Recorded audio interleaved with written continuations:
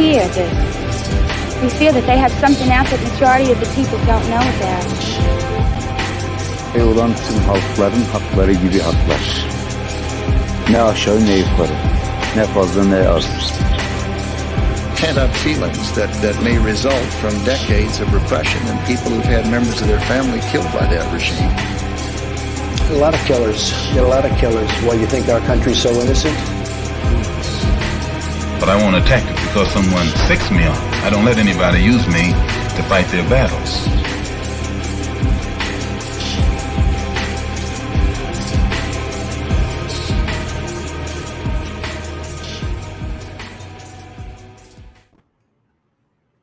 Hello and welcome back. Today I'm with Julian Assele, and we're discussing today a dialogue with Christopher Lasch, which came out in the first volume of Tikkun in 1987, in issues, I believe, like 1, 2, and 3.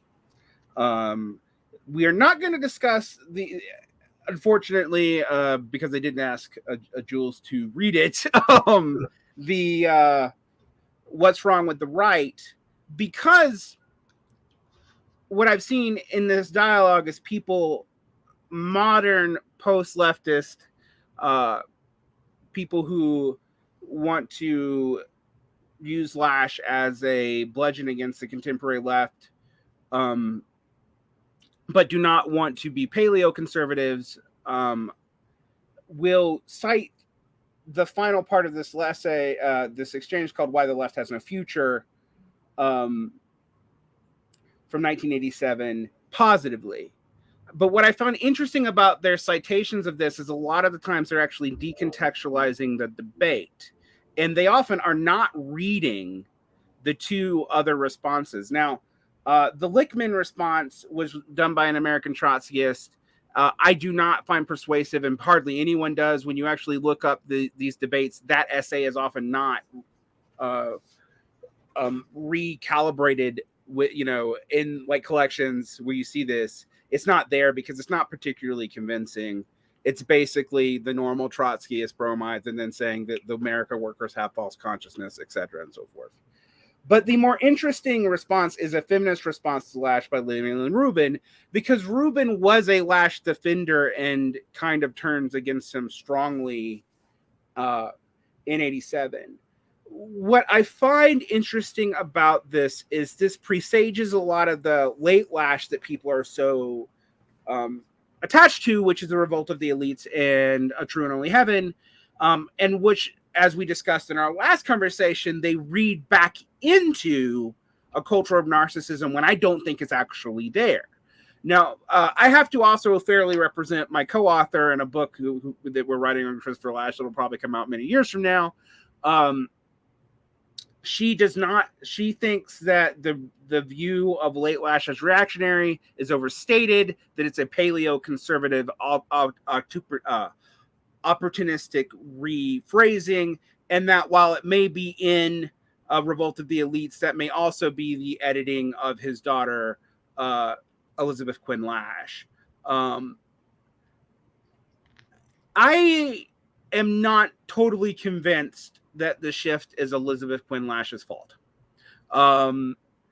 And while I do think maybe that was part of the particular framing of Revolt of the Elites, and I also think there are good parts of Revolt of the Elites, I do think there is a tendency to want to have your cake and eat it too about the consequences of even 18th century industrialization in that book that is irregular. And one thing I'm going to cite, and I didn't ask you to read this, but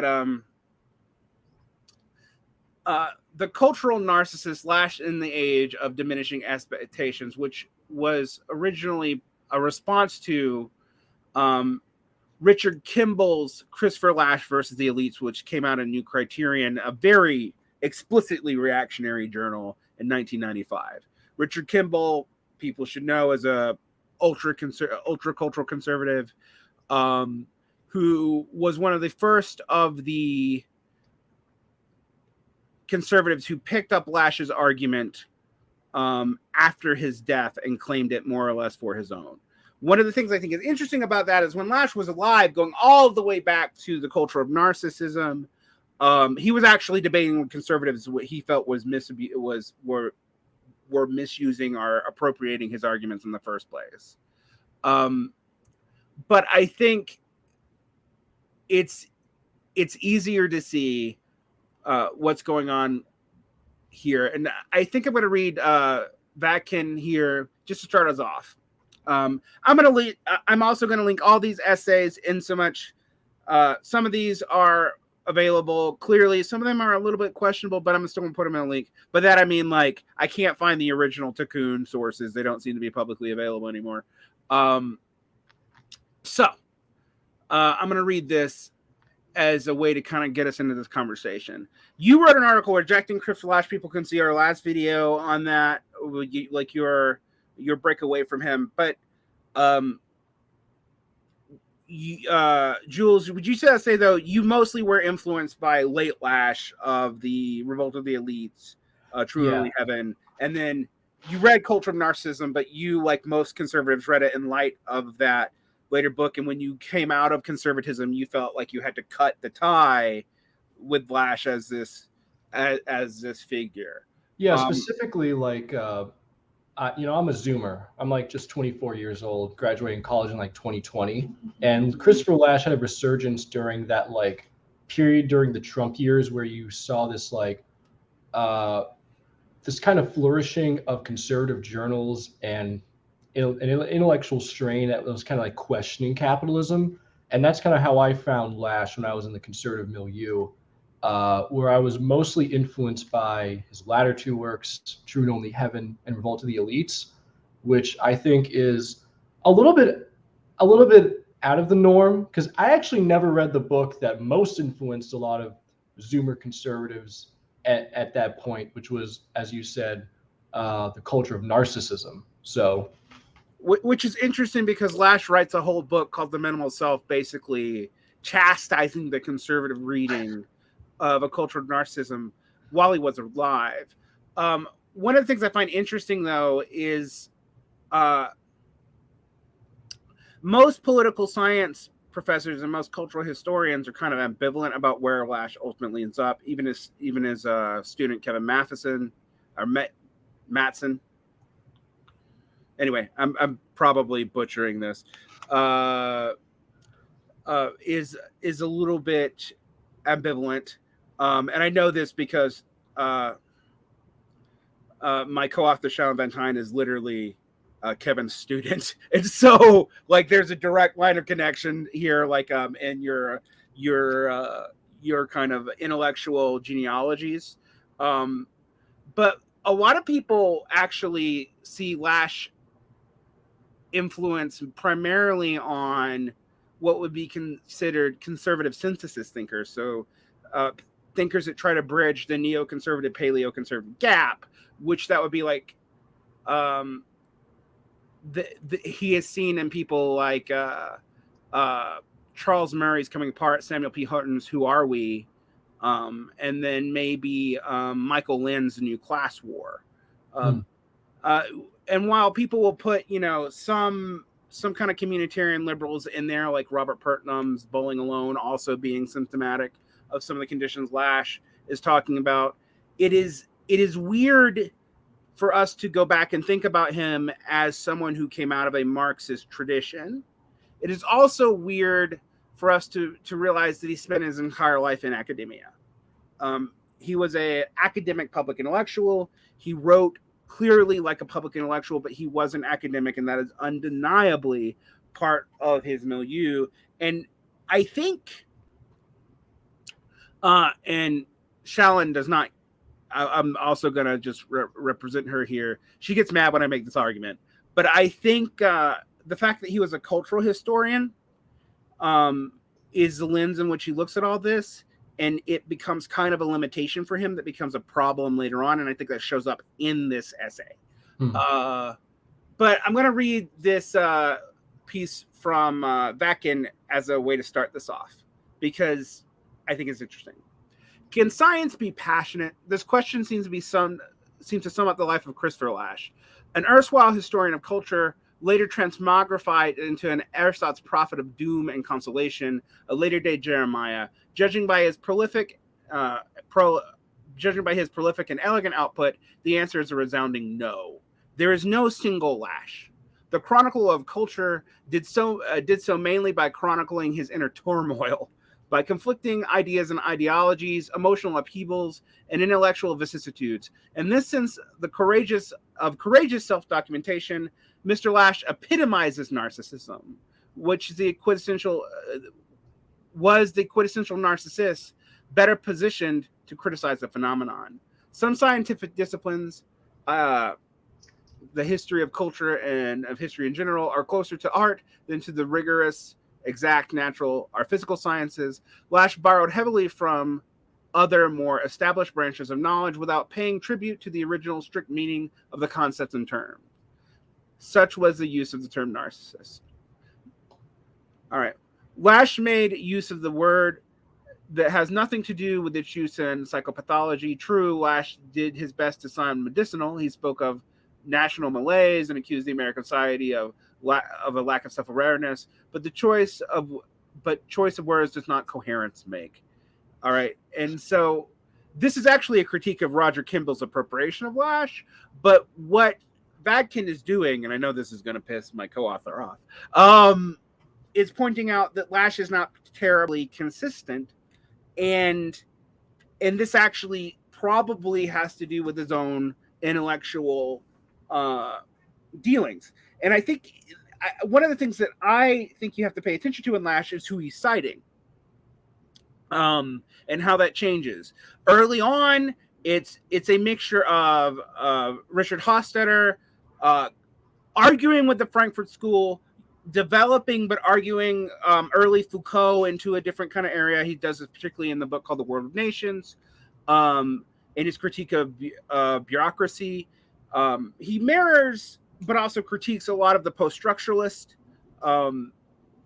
He mirrors and also critiques people like he doesn't critique directly, but critiques people like Baudrillard. By the time you get to the 80s, he's gone through really writing a lot about like Reinhold Niebuhr, and then into a lot of people that have kind of been forgotten, and I think somewhat rightly. So while he was influenced by people like Jacques Ellul and the still active Michael Sandel, who's kind of a communitarian, semi-conservative thinker, who's written a book on meritocracy that I think is good.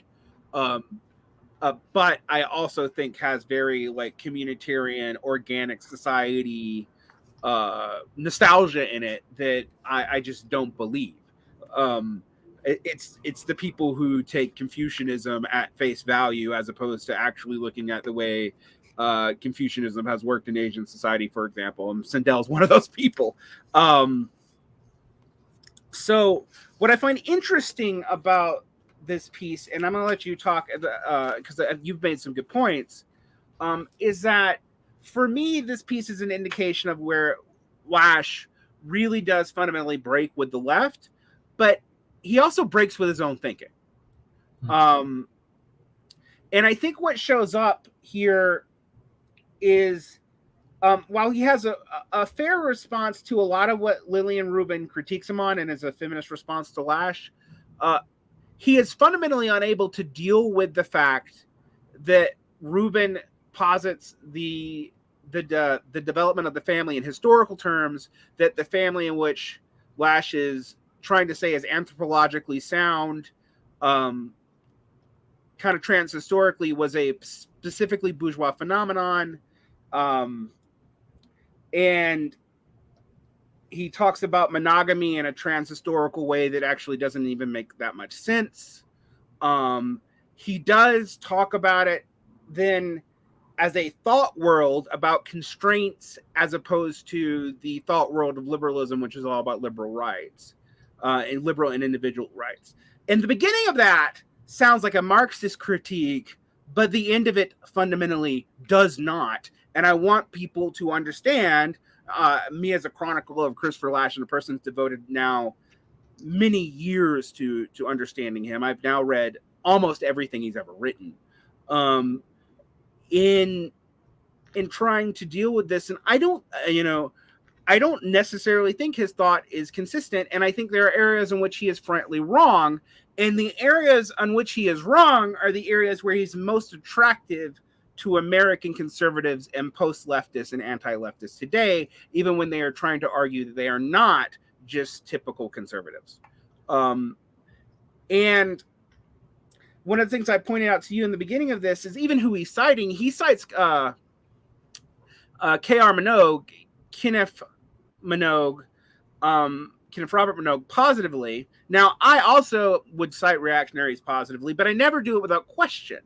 And he actually takes Minogue's framework to court as valid. And the book he cites is Minogue's first book, called The Liberal Mind in 1963. But one must remember that Minogue was an unapologetic reactionary. He would have embraced the term. It wouldn't have even been an insult to him. And while I found it very interesting, this is one of the few cases where I find Lasch, even though he's arguing with American conservatives, he's basically explicitly appealing to red Tories who have politics that I don't even think Lasch would have agreed with.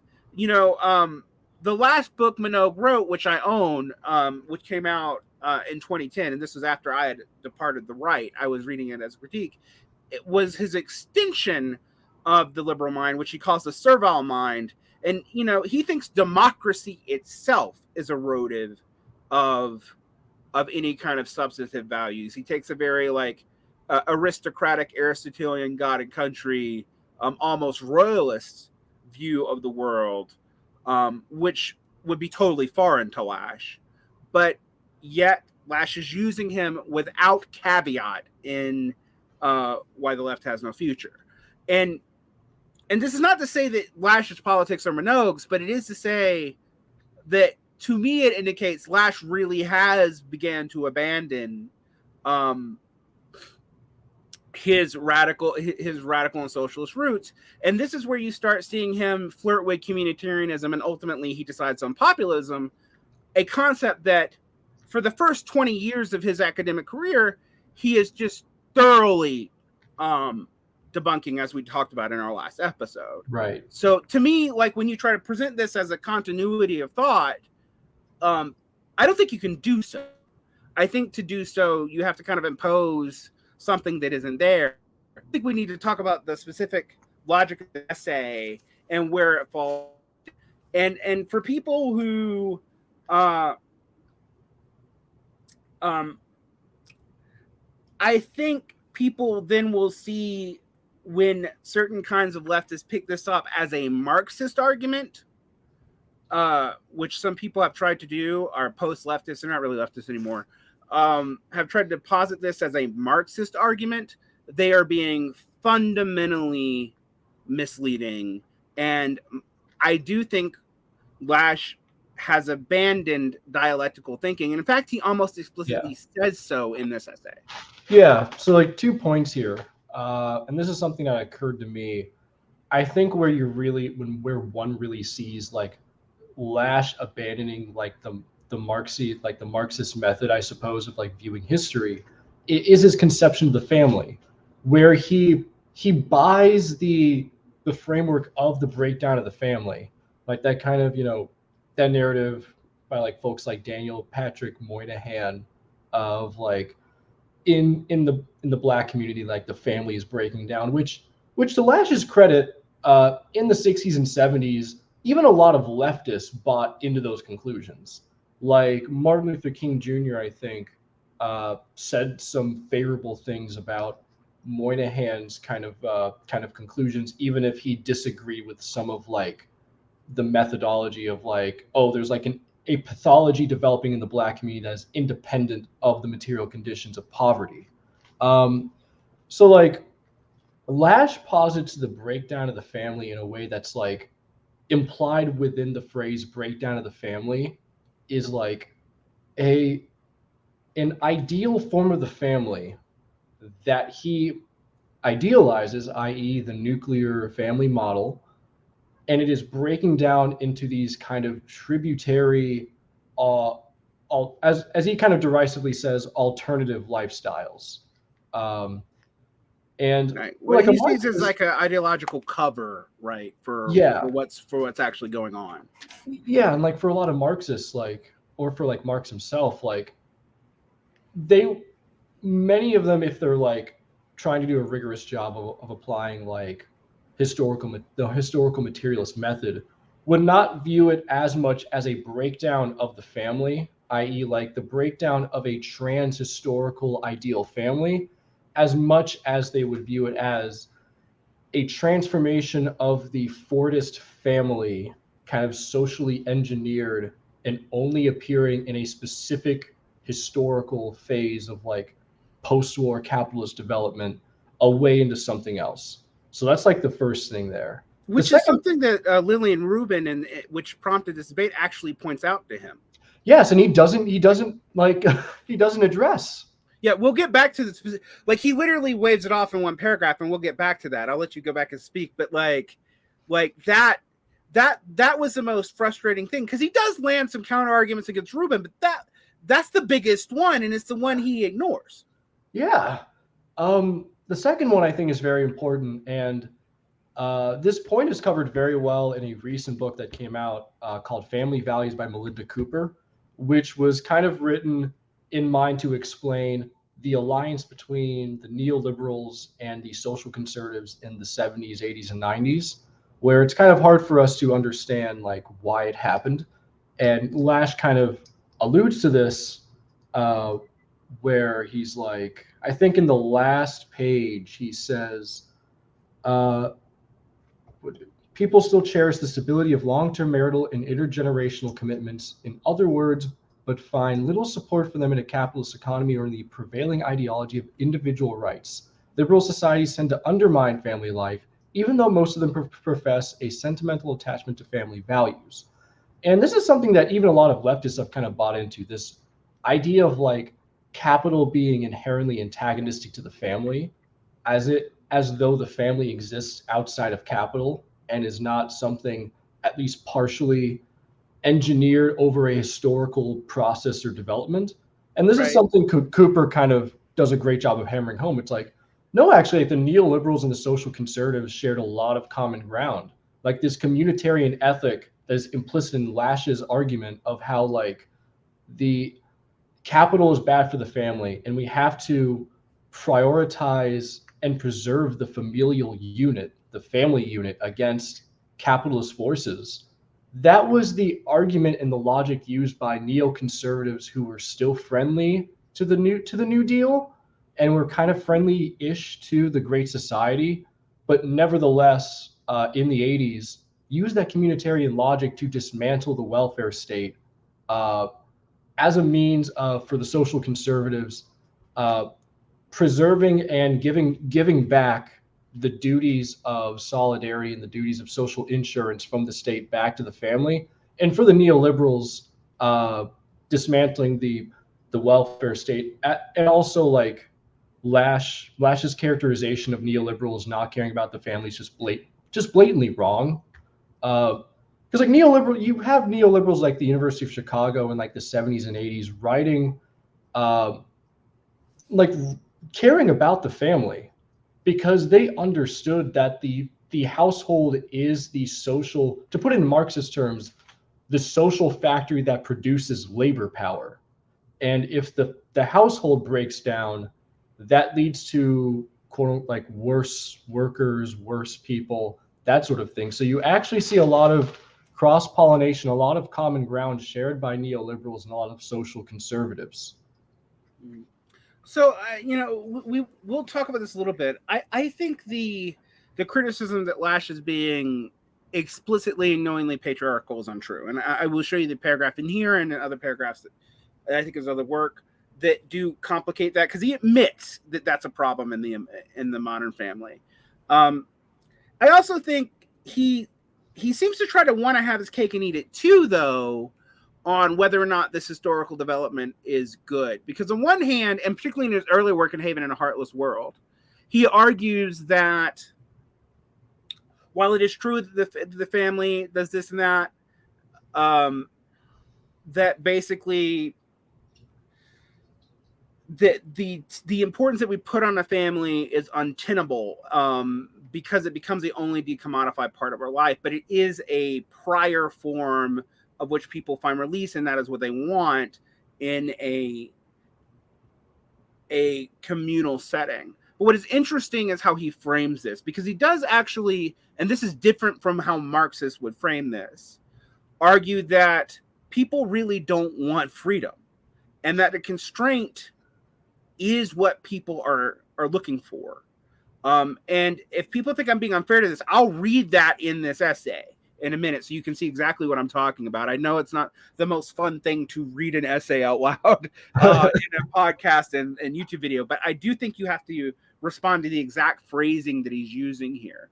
I have not read the Melinda Cooper book, but you bet your ass I'm now going to. I have also come to this position similarly on my own. And one of the things I want to get into is Lasch talks about marriage as contract rights and individual rights as views of contract as essentially modern. But from the anthropological studies of the family, that's bullshit. Marriage as contract right goes back to Roman and Judaic law, explicitly. And in fact, it's like I was talking to you, like when we talk about the Bible, if you take the Bible as a historical document, I actually don't. But one of the most interesting complications for it is not just as the Hebrew word, like there's no word for husband and wife for Hebrew. It's like in German, it's his woman and her man. But also, it is pretty clear that until you get to Levitical law, there is no marriage ceremony. That it is bride purchasing, and that is it, and it is purely contractual property rights. Like, and in Jewish law to this day, all right, going all the way back to rabbinic times, the ketubah, the marriage contract, is what binds the family together. It is a contract. Now, it is not a contract in the way, and Lasch is right about this. It is not a contract in the way we think of as individual rights contracts, but it is a contract, and it also can be dissolved. All right.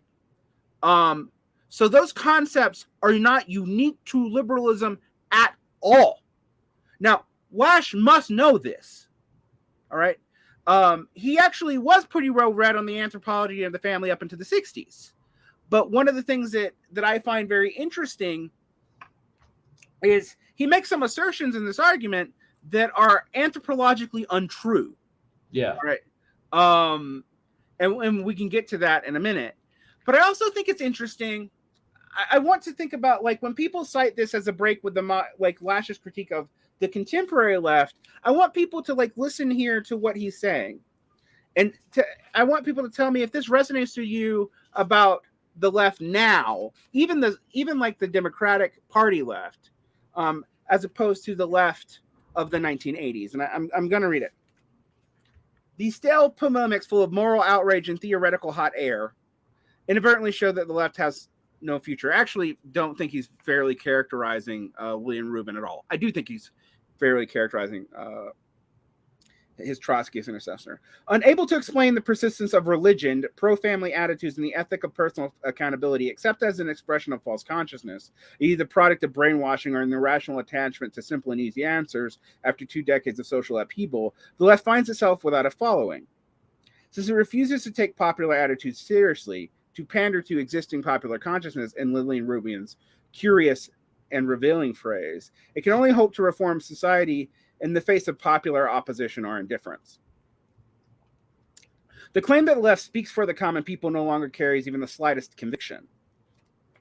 But the effort to maintain it without conviction is demoralizing, while the effort to get along without it, to abandon the fiction of democracy and to lead people to the promised land against their own judgment and inclinations, is a little awkward for radicals brought up on a democratic political tradition.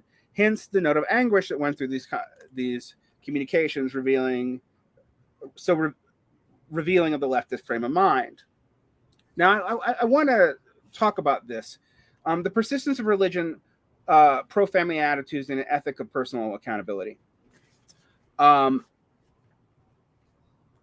1987, it would be, and until basically the early aughts, everyone argued with me that the United States was a disproof of the secularization thesis.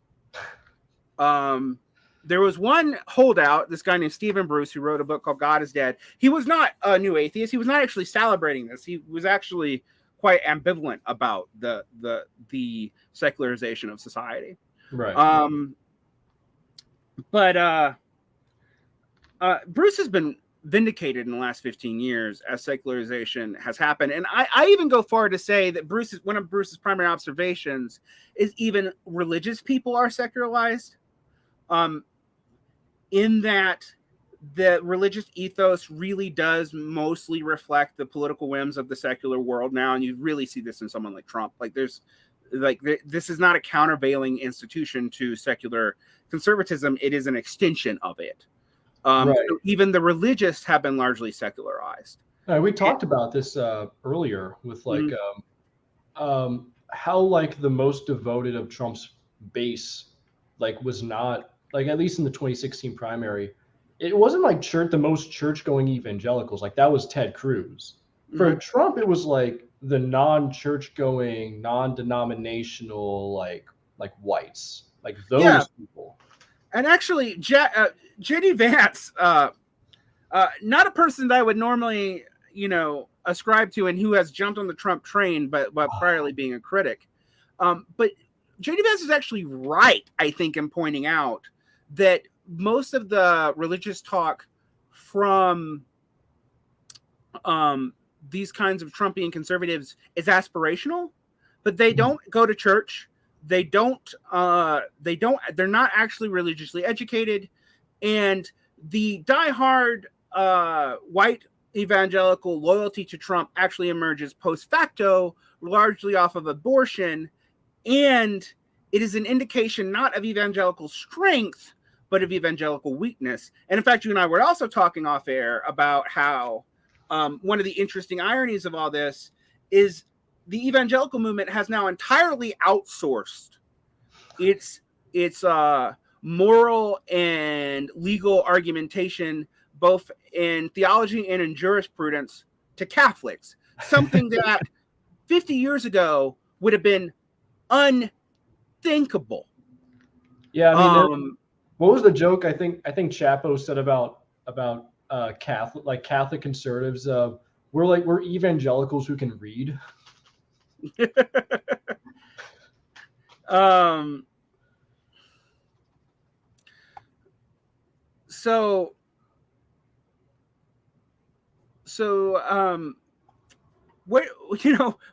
is interesting, I mean, I always think I have done a podcast actually many years ago with a conservative Christian and a leftist Christian and myself, where we sit down and talk about Mark and Knowles, the scandal of the evangelical mind, which is, after the 1960s, because of the Schlaflyite Bircher alliance, there isn't one. Yeah. This is an evangelical, a kind of fundamentalist Christian arguing this. Now, no, for the Marxists in my audience who are always that they don't see me talk about these things very often. And when I do, it's mostly don't attack religious people directly, attack their issues directly, because a lot of this is going to take care of itself. And when you try to suppress religion, it actually makes it stronger. And blah blah blah blah blah blah blah. I have a lot of historical arguments for that. Diocletian. Yeah. Well, I mean, one of the ones I pointed out is in the areas of the Soviet Union where religious persecution was light-handed, such as in Czechoslovakia and now Czechia, the secularization of society maintained after the collapse of the Soviet Union. In areas where religious suppression was very heavy-handed, such as in Russia itself, because of the on-again, off-again relationship and fear of the Orthodox Church and its prior held of state power, are in Poland, where there is fear of Catholic anti-communism really affecting things. When the Soviet Union was removed, religion not just came back, but it came back in a more reactionary form than had priorly existed. Now, there's somewhat of a statement about the religiosity of Russian society, but one cannot deny that the Orthodox Church is in a much better position now than it was, maybe even before the Bolshevik Revolution, which tells you the Bolshevik suppression of the Orthodox Church did not work. Okay, fine. And that, someone could say, well, you sound sympathetic to Lasch. Well, I'm like, yeah, but the issue is religiosity is declining. So when I read Lasch's response, the first thing that the continued existence for religiosity, I'm like, well, yeah, 80% of Americans still believe in God, although only 5 years ago it was like something like 90% said they did. So either the belief was very thin, which I suspect it was, and the pressure to believe is going away, but also it indicates a massive social shift that is still continuing. But what I tell people to really look at is look at church attendance. Yeah. Church attendance has dropped dramatically in the last 15 years. Almost all churches I know are struggling to keep their doors open. Even that was before COVID. And ironically, a lot of what people took as a sign of the lack of secularization, the megachurch, was actually a sign of its ultimate secularization and its imminent decline. Yeah, I mean, non-denominational Christianity, it's growing pretty fast, and it's not because there are more. It's not because the absolute number of Christians in the United States are growing. It's because Protestant Christianity is kind of withering right now. Hence where you're seeing the growth of these non-denominational mega churches. I mean, I think this is very, very, very telling, because the mega churches themselves are also going through cycles of failure, and that indicates the mega church was actually a sign of secularization, not its lack. Another thing that I would actually say is that religious attitudes in the United States are there. A lot of people mistakenly believe that the poor are the most likely to be religious. That's actually not totally true. It is actually true amongst minority groups, but it's not true amongst whites. Amongst white people, right? It's actually different. The actual religiosity stats for white people is the super educated tend to be atheistic, and the poor tend to be atheistic. It is only kind of non-graduate degree holding middle class that tends to have high levels of religiosity. This is a really funny parallel with when Engels wrote On the Conditions of the English Working Class, because he mentions this exact thing where he was like, the poor and the rich are they're kind of de-Christianized for a variety of reasons. The main bulwark of Christianity, or the Anglican Church in London or England, is the middle class. Mm-hmm. And the middle class is a weird sort of concept in America, because the middle class would be, in a Marxist conception, sort of a labor aristocratic working class, plus elements of the petite bourgeoisie, plus the emerging professional subclasses or substrata, etc., which was historically a large part of the population. And the traditional blue collar working class in the developed world is between 10 and 13% of the population at any given time. So, for people who think, this is one of my arguments against the post leftists, if people who think that you can just celebrate good old fashioned steel workers, and a lot of actually people who are truckers and people who are actually petit bourgeois, frankly, is because they don't know stats. And I'm like, so your whole PMC argument, for example, is saying like 40% of the population somehow controls society, but also that there's a mass of people who aren't them, and yet the blue collar working class that you're talking about is only 13% of society. So who the hell are you talking about? Like, well, yeah, especially when this PMC class, and you rail about PMC as a class category in a lot of your podcast episodes. I mean, rightfully so. I mean, like, it seems to be more and more of an absorbent of like surplus populations, specifically in the service industries. Like people who, for whatever reason, are like locked out of the formal job economy, especially after, deindustrialization. I know that word's kind of loaded because we still produce a lot of stuff. we're still industrialized. It's just it doesn't require deindustrialization. Really should refer to the removal of workers from production, not the shedding of workers. Right. And these workers are just being absorbed into like the service industry, but in the kind of like informal gray part of the service industry that's more and more kind of contract based and more part-time work. Which actually interestingly reflects the capitalism that Engels and Kautsky were writing about, because they were really worried about people who they saw as semi-lumpen. Right. That's something the Black Panthers wrote about. Yeah.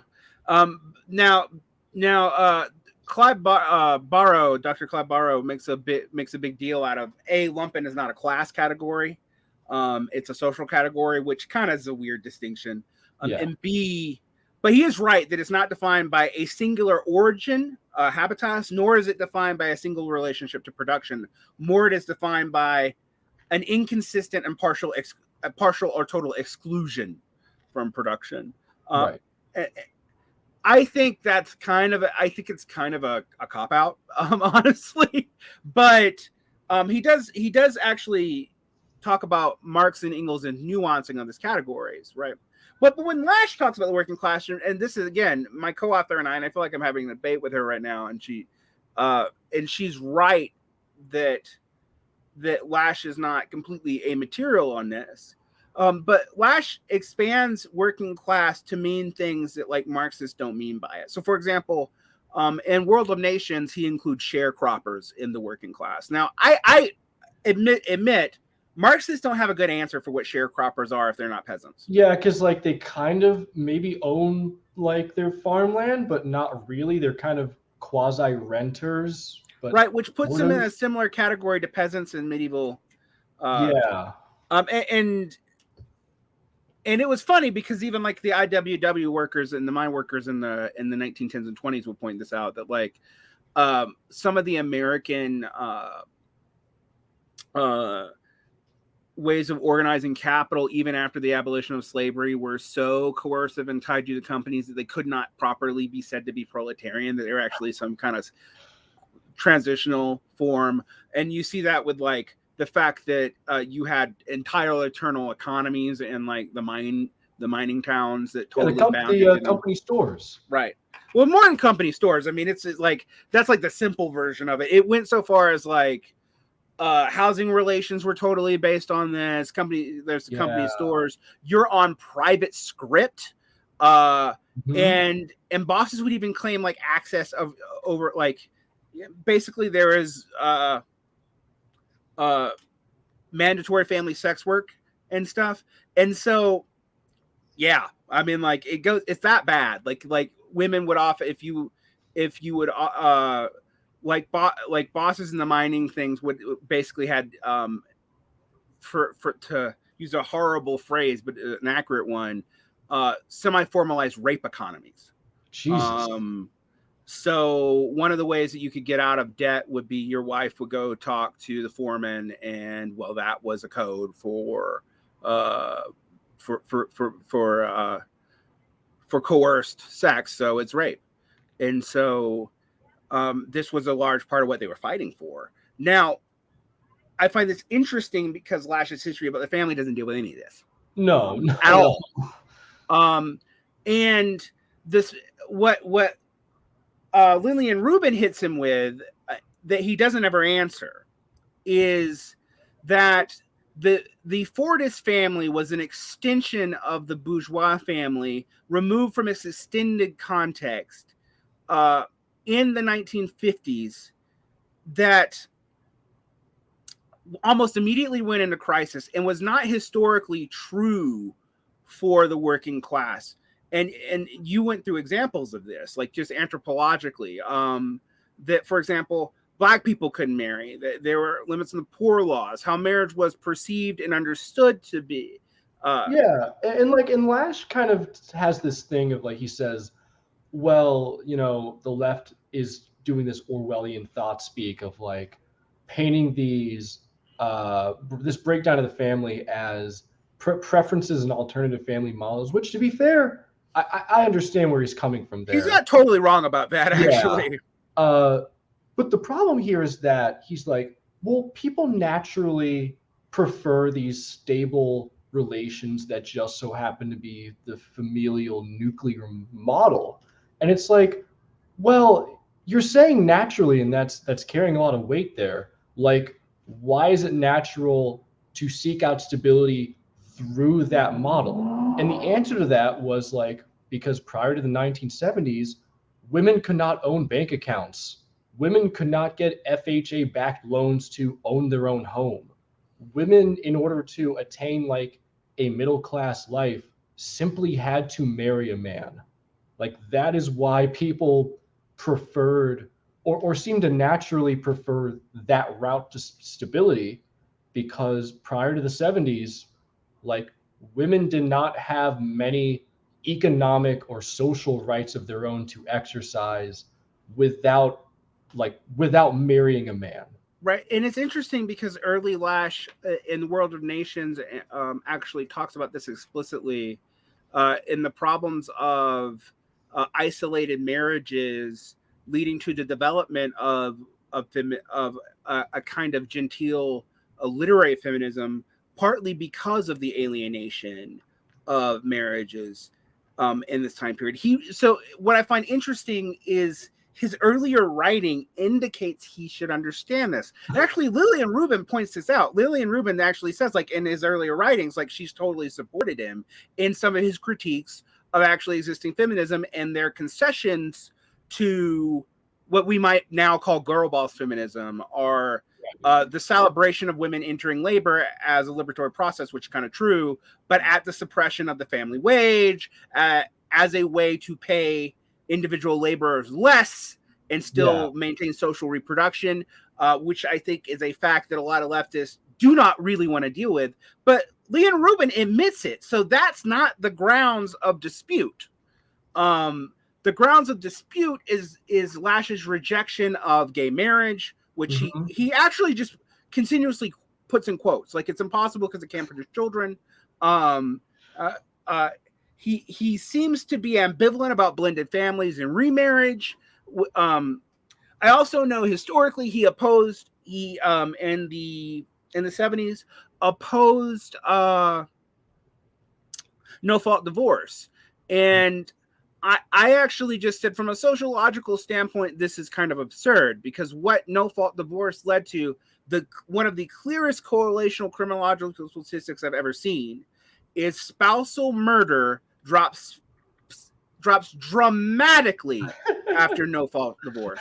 Like, so much so that many people who study criminology actually point out that part of the problems where we can't solve murders now is most of the murders were kind of easy because most of them were spousal murders. And that's actually precipitously declined in the last 40 years.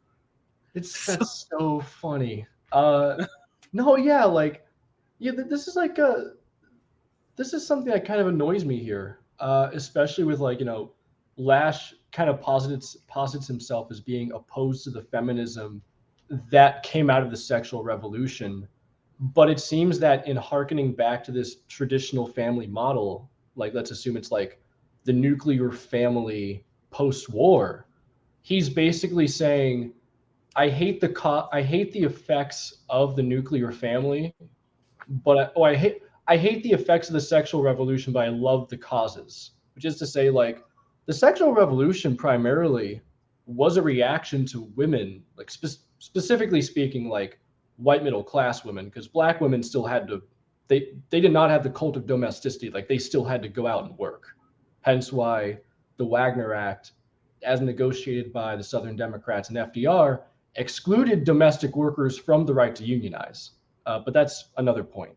Anyways, the sexual revolution was primarily a response to like middle-class white women being cooped up in the home all day, and not just being cooped up in the home all day, but doing unpaid labor to like preserve, to basically make it possible for the husband to go out and work and get that Fordist family wage to support the family, as well as, and this is a great point that Gabriel Wynant makes in his book, The Next Shift, which is excellent, by the way, as well as preserving the home as a social factory for producing labor power, i.e. children, and like making sure they grow up to be strong, decent, either men to work in the factory or women who will be good wives, who will help preserve the family model or the household for the next generation by doing unpaid labor. Yeah, one of the interesting things about this is the family models prior to this, and I think people need to understand this profoundly. The family model, the nuclear family model prior to the 1950s and the Fordist Revolution was dependent on servants. Yeah. And that actually brokered out a whole lot of people from anything like marriage, because servants had to stay unmarried. Mm-hmm. So they had informal, they had informal semi-monogamous relationships. And I mean, but this is like not discussed. And this is not just slaves or racialized labor. It is across the board true. It was not true for agrarian labor. So if you did not want to be in one of these servant relationships, your way out of it traditionally was to go homestead or try to get to the countryside, which was a relief valve in America that was not existent in Europe. Right? Which is why we have a different view of marriage in a lot of these cases historically. And weirdly, our views actually kind of come to dominate the world, but it's not a realistic view of the way most people lived in this prior period. One of the interesting things about the 1950s, and actually I hate to say it, but a lot of liberal historians actually good on this, is one of the reasons why there was such a push, and it is a dialectic here, and I want to point out that Lasch, who is previously a defender of dialectics, mocks it in this essay, and I'll get to that in a minute.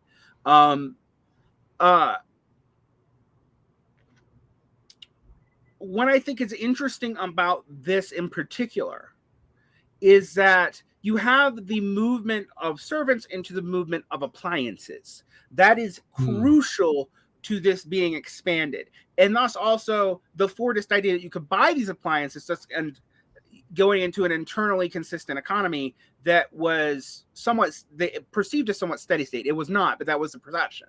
Right. Was possible. And so the benefits of bourgeois marriage could be expanded out to everybody, also thus ensuring the mobility of the family so people aren't rooted to place, etc.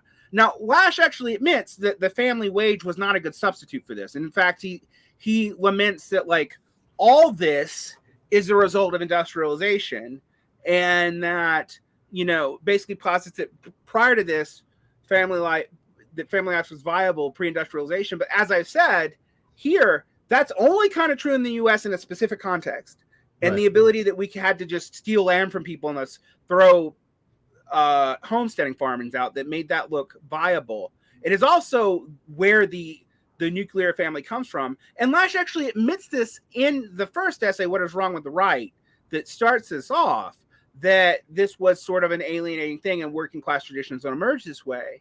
But then he ignores that in the places where it didn't emerge this way, that basically one of the reasons why the abolition of the family was so important to Marxists is that proletarianization actually shut proletarian men and women out of relationships in a very real sense. Not only were they subordinate to such long work hours that they could not have a family, but also that in a real sense, it made it impossible.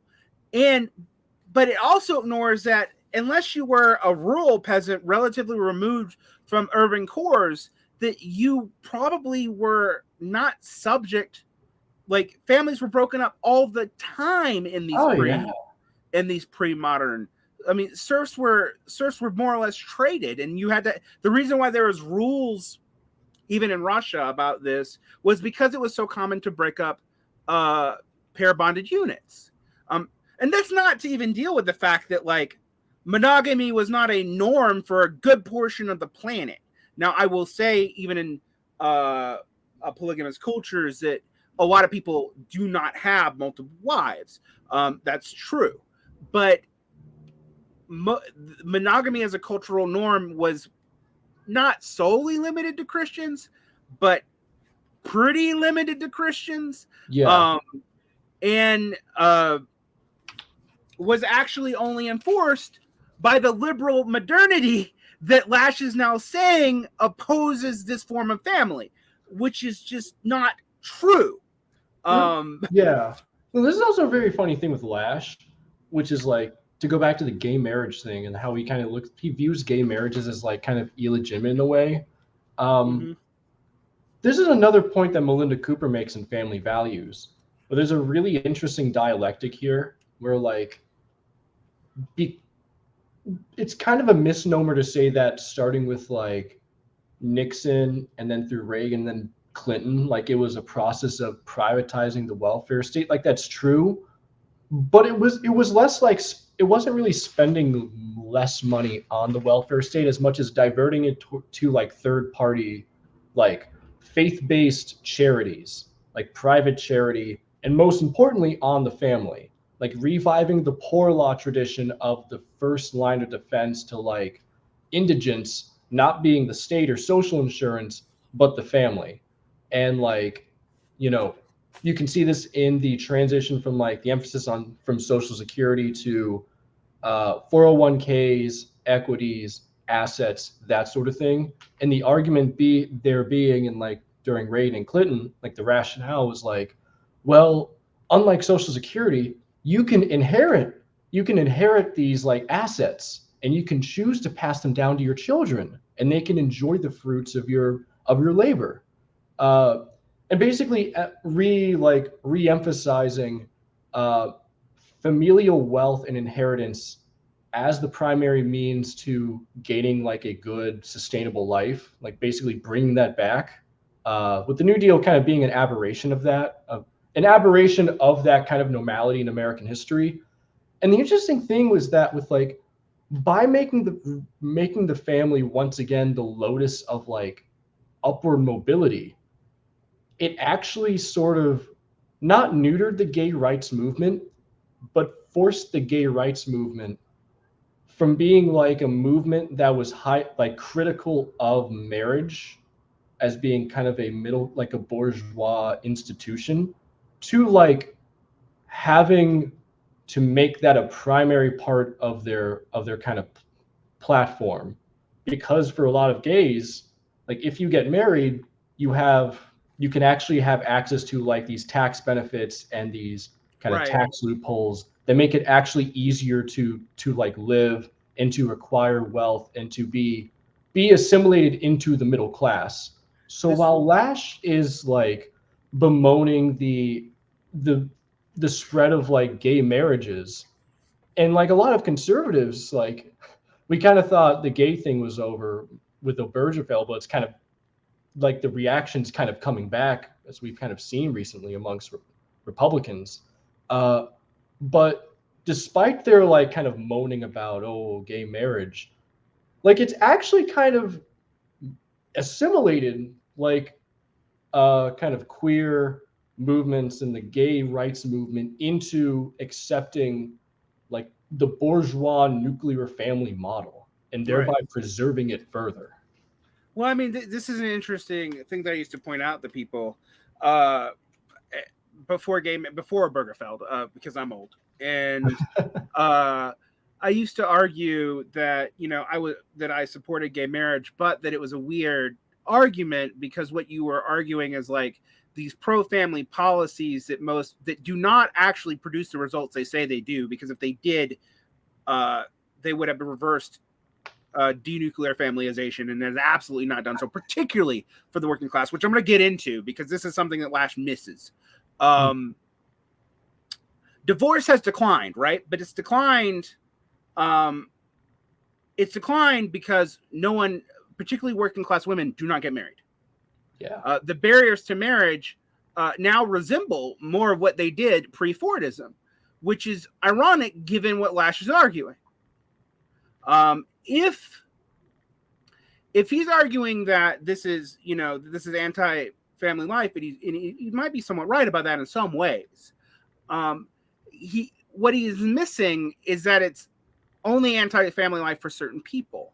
The class that initially got divorced the most, the upper middle class in the 60s and 70s and up to the 80s when Lasch is writing, is now the class that divorces the least.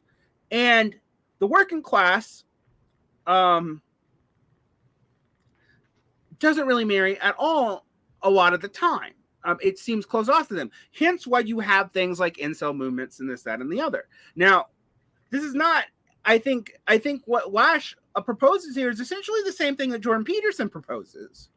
And it's not really an answer to the problem. And I'm going to get, I read this to you because we were talking about this, and I think this paragraph is crucial. One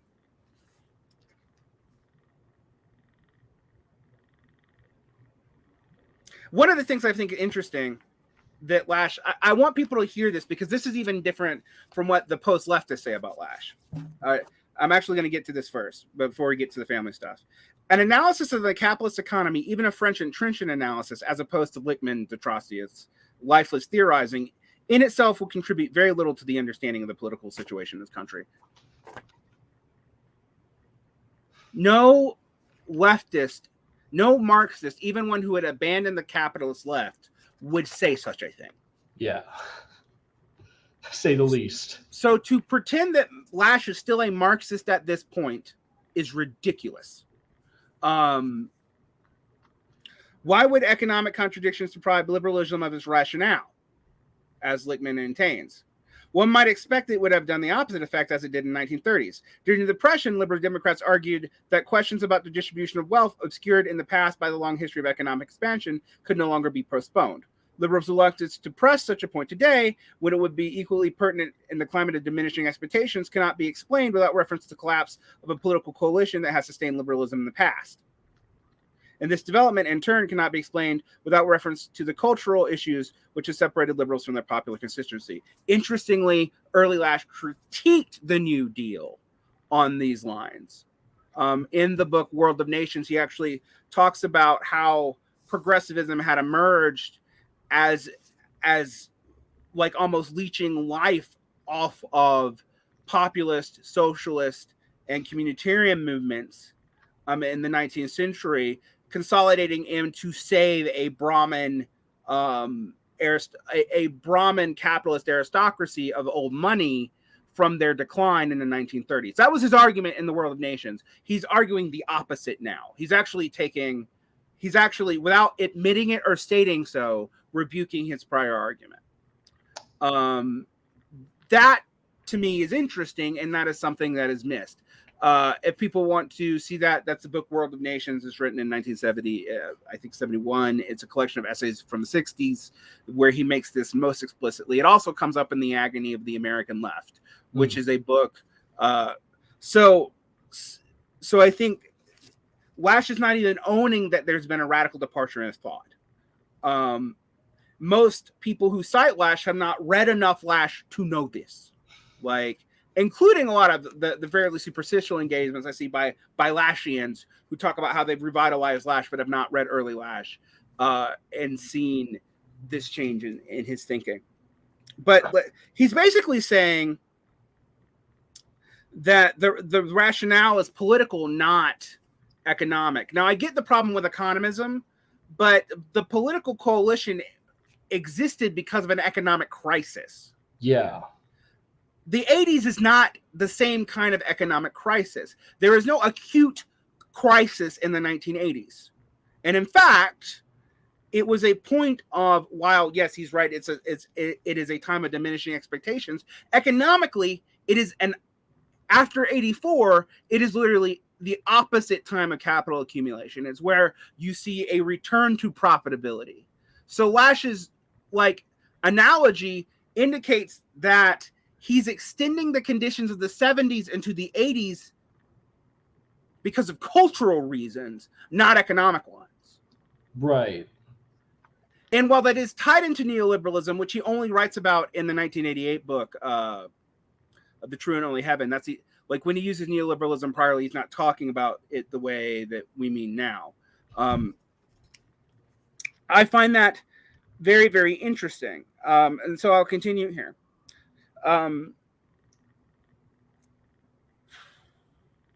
Liberals' reluctance to press at such a point today, when it would be explained equally pertinent in the climate of diminished expectations, cannot be explained without reference to the collapse of political coalitions that sustained liberalism in the past. And this development, in turn, cannot be explained without reference to the cultural issues that have separated liberals from their popular constituency. So remember, Lasch is a cultural historian, and as I pointed out to in private conversations with my co-author Shallon, I think this is a real limitation to his understanding. Yeah. Because he does not see the relationship. In fact, he dismisses out of hand the relationship between economics and culture. Well, it's interesting because like being a cultural historian, like that is not something necessarily that like cultural historians like think of themselves as they should be doing. Like, for example, like a cultural historian that I think Lasch has cited favorably and actually likes is Jackson Lears, who's written some excellent books on the kind of like the cultural reaction to the Gilded Age amongst like rural Americans, as well as some other books along those lines, like late 19th century cultural history. He himself, like when he talks about like a lot of these cultural kind of changes revolving around masculinity, the arts and crafts movement, populism, like he's very much like rooting them in like real economic changes in like American society. And Lasch doing this thing as a cultural historian of like trying to put culture in precedence before like basically prioritizing culture over politics or economics, like that's something even like cultural historians would like kind of raise an eyebrow at. I mean, one thing I would say is that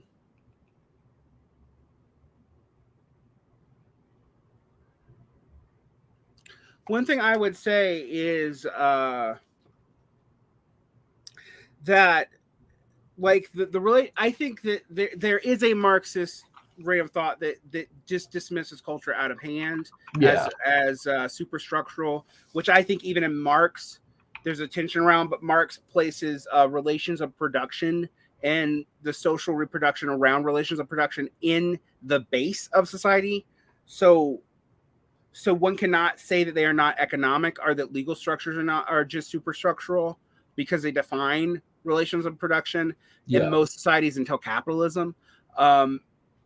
What I find here is just a trenchant rejection of what would be Marxist thought without saying so. Right. Like he's also not owning it. So like, this is why I'm getting mad. Like I actually, when I read this essay for the first time, a lot of my ambivalence about Revolt of the Elites became clarified, because I'm like, this essay to me points out that there's been a fundamental shift in his thought that he has not totally expressed as a shift. Now he's always talked about how populists didn't have a suitable, that was one of his early critiques of populism, didn't have a suitable understanding of the dynamics between culture and economics, and because of that tended to have a like very superficial, almost conspiratorial view of both economic and cultural change. Right. And I actually agree with him on that. But when you take it to this level, like the reason why this coalition doesn't work is because of culture, and because you're not answering the cultural problems of the working class.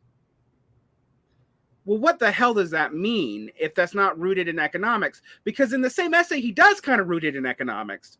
But then he's like, this essay to me, if you read it closely, tries to have his cake and eat it too. Right. More than the people he's critiquing. this is where like the post-leftists kind of like go hard for Lasch, because Lasch emphasizes like this alienated, sectarian, almost antisocial left who can't relate to like the workers. And this is where the post-left kind of has their, see, like, this is what we're talking about. He expresses exactly what we think here. The problem here, especially as we kind of relate to culture, is that the post-left, or even like a lot of leftists who kind of buy into this kind of narrative, they kind of play into the right's hands of sharing a certain image of a worker in America that just does not reflect the composite worker today. So that worker being, that image being like Hank Hill from King of the Hill, or like a strong like construction worker, or like a white guy from like West Virginia, or like a steel mill worker. When in fact, like, if we have the composite worker today, it's probably like maybe a single black woman who is working in the service industry, or like in like warehousing or that sort of thing, like in a I was service. supposed to say, Yeah, I've like made this point many times, although I think it has slightly changed post-COVID. But oh, of course. And because of that, like, because they both, the post-left, a lot of leftists, a lot of the new right, and Christopher Lasch share this kind of narrative. Oh, there is this sectarian left that cannot relate to the working class because the working class is X instead of because of certain structural reasons. That tends to lead them as astray, if not more astray, from like a proper course of action, or a proper understanding of like the real conditions of American political economy now, as like, say, leftists who, I don't know, as like the leftists they dislike, who think of the working class as like inherently misogynistic, or I don't know, something, whatever those people are kind of making up in their head to get mad at. well, I want to quote Lillian Rubin, because I think she lands two things that I think are true now. Even though I don't necessarily agree with everything in this piece, but I do agree with a lot of it. One is that critique of the bourgeois family, which Lasch, and we'll get to that, just literally ignores and writes off through a deductive argument. But here we go. It is a testimony to the impoverishment of the American left today that the only thing most of its adherents can do these days, when they're not sitting and fuming quietly, is to emulate the right. Yeah, 1000%. And one of the most fashionable causes of both the right and the left now is the demoralization of the American family. Progressive rhetoric, Christopher Lasch in Cocoone's premiere issue, has the effect of concealing social crisis and moral breakdown by presenting them dialectically at the birth pangs of a new order. With those words, Lasch launches into what would now be a familiar diatribe of what he calls liberal, anemic, euphemistic definition of the family, and becomes hard to tell whether we're reading Christopher Lasch or Jerry Falwell's latest sermon. All right, well, which I think the last part's unfair. It's a good sting, but that first part is interesting. No, yeah. And then her last point, but the point that he's digging at about the dialectical tensions, and which I think is what prompts him to write stuff like The True and Only Heaven, where he almost seems to equate dialectical thought with Whiggish thought, and it's not the same thing. Oh, yeah. All right.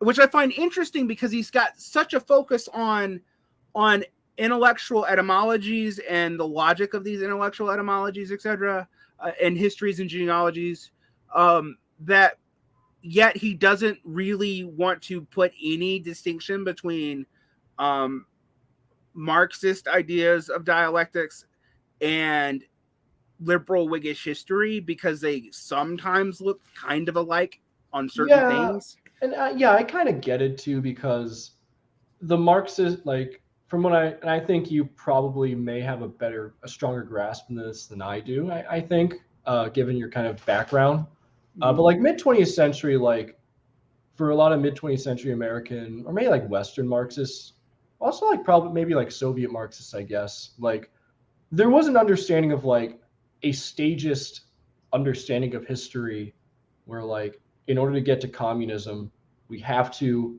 develop the means of production to kind of reach those levels to where we can actually enter a kind of socialist transition. Right. To Lenin explicitly argues this, like, yeah, off of Plekhanov, etc. Yeah. I mean, yeah, and there's a way of arguing that that's like less like that's not like that's like less vulgar, but unfortunately for a lot of Marxists at the time and even now, especially like the Marxists who are sympathetic to, not sympathetic to, but like actively supportive of China, just are not able to make those arguments well, and therefore have a vulgar economism that Lasch, I think, may be responding to here. yeah, I think that's part of it. I also think, like for example, Marx and Engels go back and forth from whether or not they think the Russian peasantry's communal forms can be a basis for socialism. Yeah. And the compromise position that they kind of come to is that it could be at a certain point if it picks up on technologies and developments made in the capitalist world, which I think is actually true.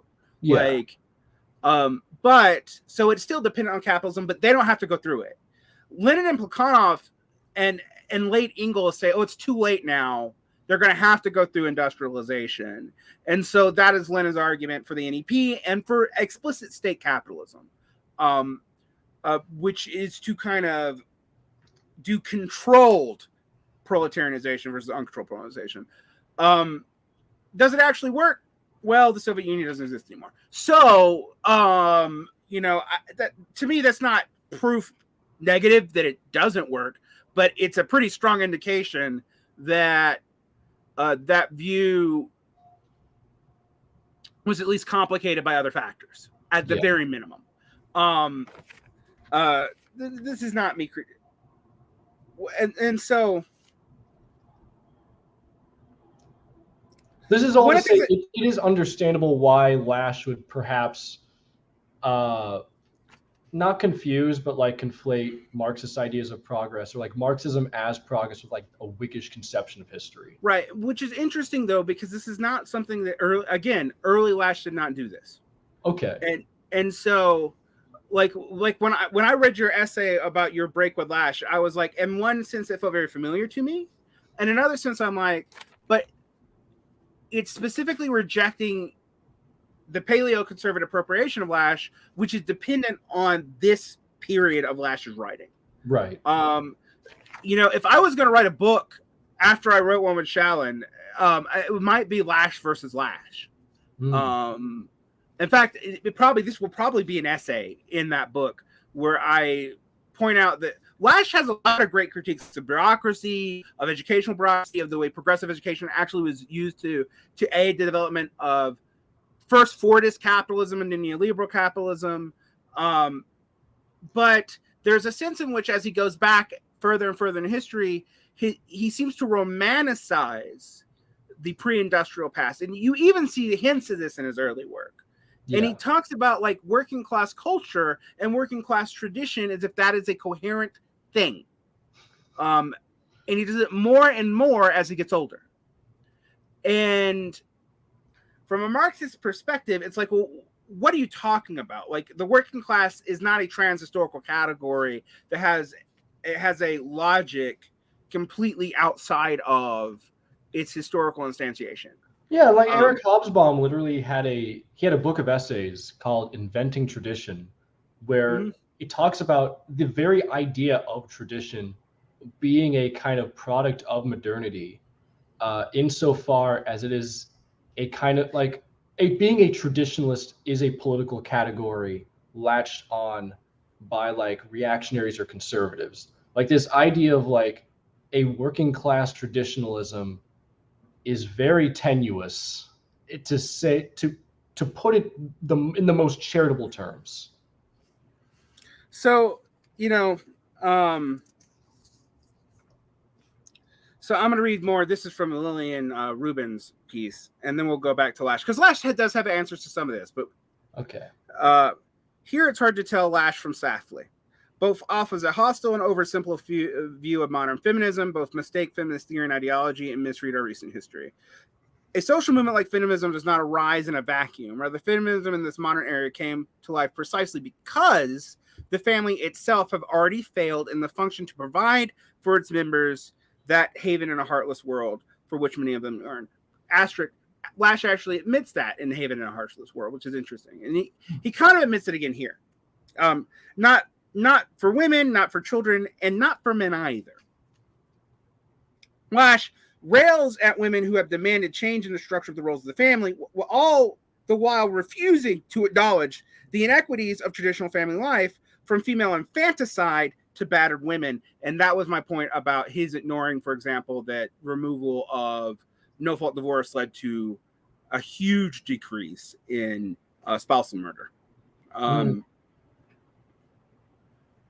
He laments the demise of the family wage system, a system whereby the wages of one worker could support a family, and argues that a breakdown of this wage system has driven women into the labor force in such large numbers. But what family is he talking about? Except for a few economically privileged, the family wage he mourns so deeply has never been enough to support a family adequately.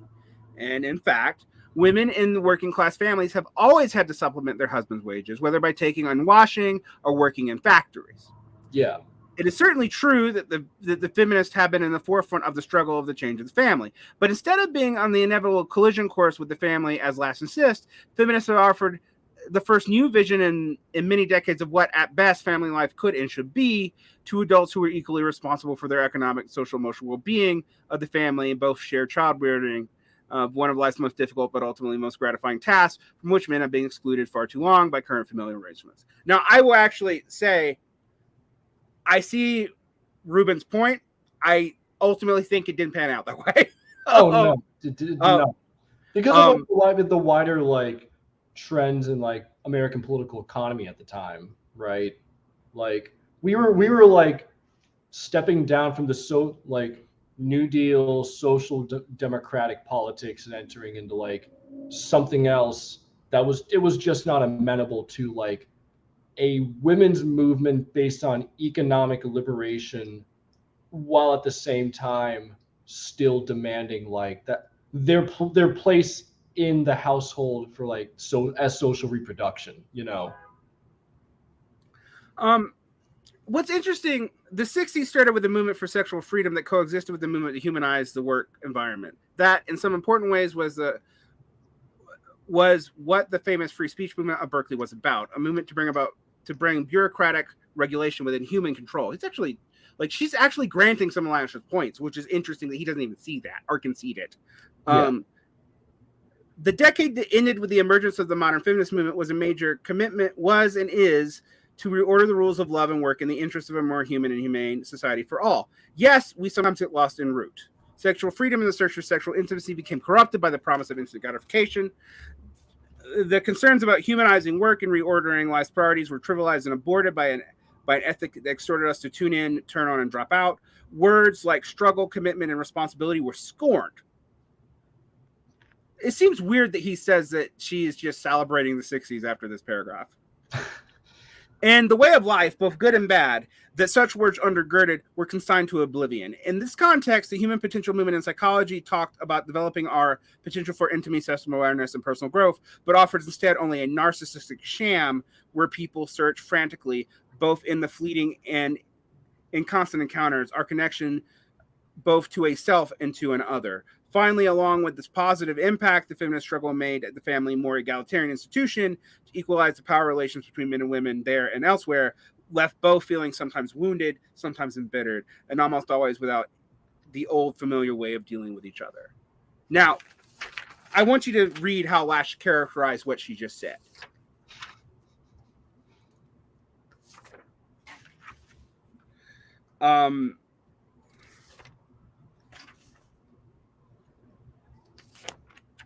He basically says that she is celebrating the 60s as the pinnacle of development. And I'm like, that's not what she said, even in the essay that you called lifeless and full of outrage.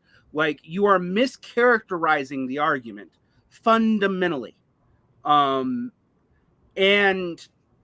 while she gets some things wrong about where the future is going, so does Lasch. And that's where, like, I get so frustrated with the resurrection of this essay without its context. All right. Right.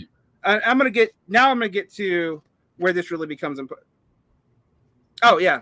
And I'm going to finish on Lillian Rubin's Lasch, like, stab that I think actually hits.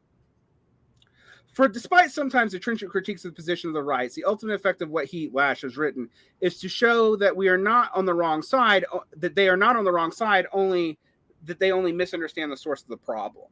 In doing so, Lasch has given over to the meanest and most reactionary forces in our land the power to set the terms for our own debate, a mistake that the left has made before and has always paid for dearly, which is a mistake I think we're making now. Yeah.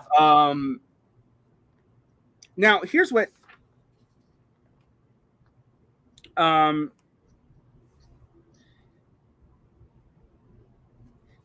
here's he just this is the beginning. Actually, we've already read this, but this is what Lasch says in response to that. Unable to explain the persistence of religion, pro-family attitudes, and the ethic of personal accountability, except as an expression of false consciousness, as a product of brainwashing of an irrational attachment to the simple and easy answers of 2 decades of social people, the left finds itself without a following. Since it refuses to take popular attitudes seriously, to pander to the existing popular consciousness in Lillian Rubin's curious and revealing phrase, it can only hope to reform society only in face of popular opposition and indifference. How is that what she said? I mean, she did say that phrase, but it is interesting how he is taking that. Because the one thing that we can say for sure is that even as marriage has become restabilized and divorce has declined in the United States since the 1990s, what we have not seen is working class people actively getting married. No. Which, to me, is a historical refutation of what Lasch is claiming. While Lasch may be right that the denuding of the family has left a lot of people vulnerable, and I think he's absolutely right about that.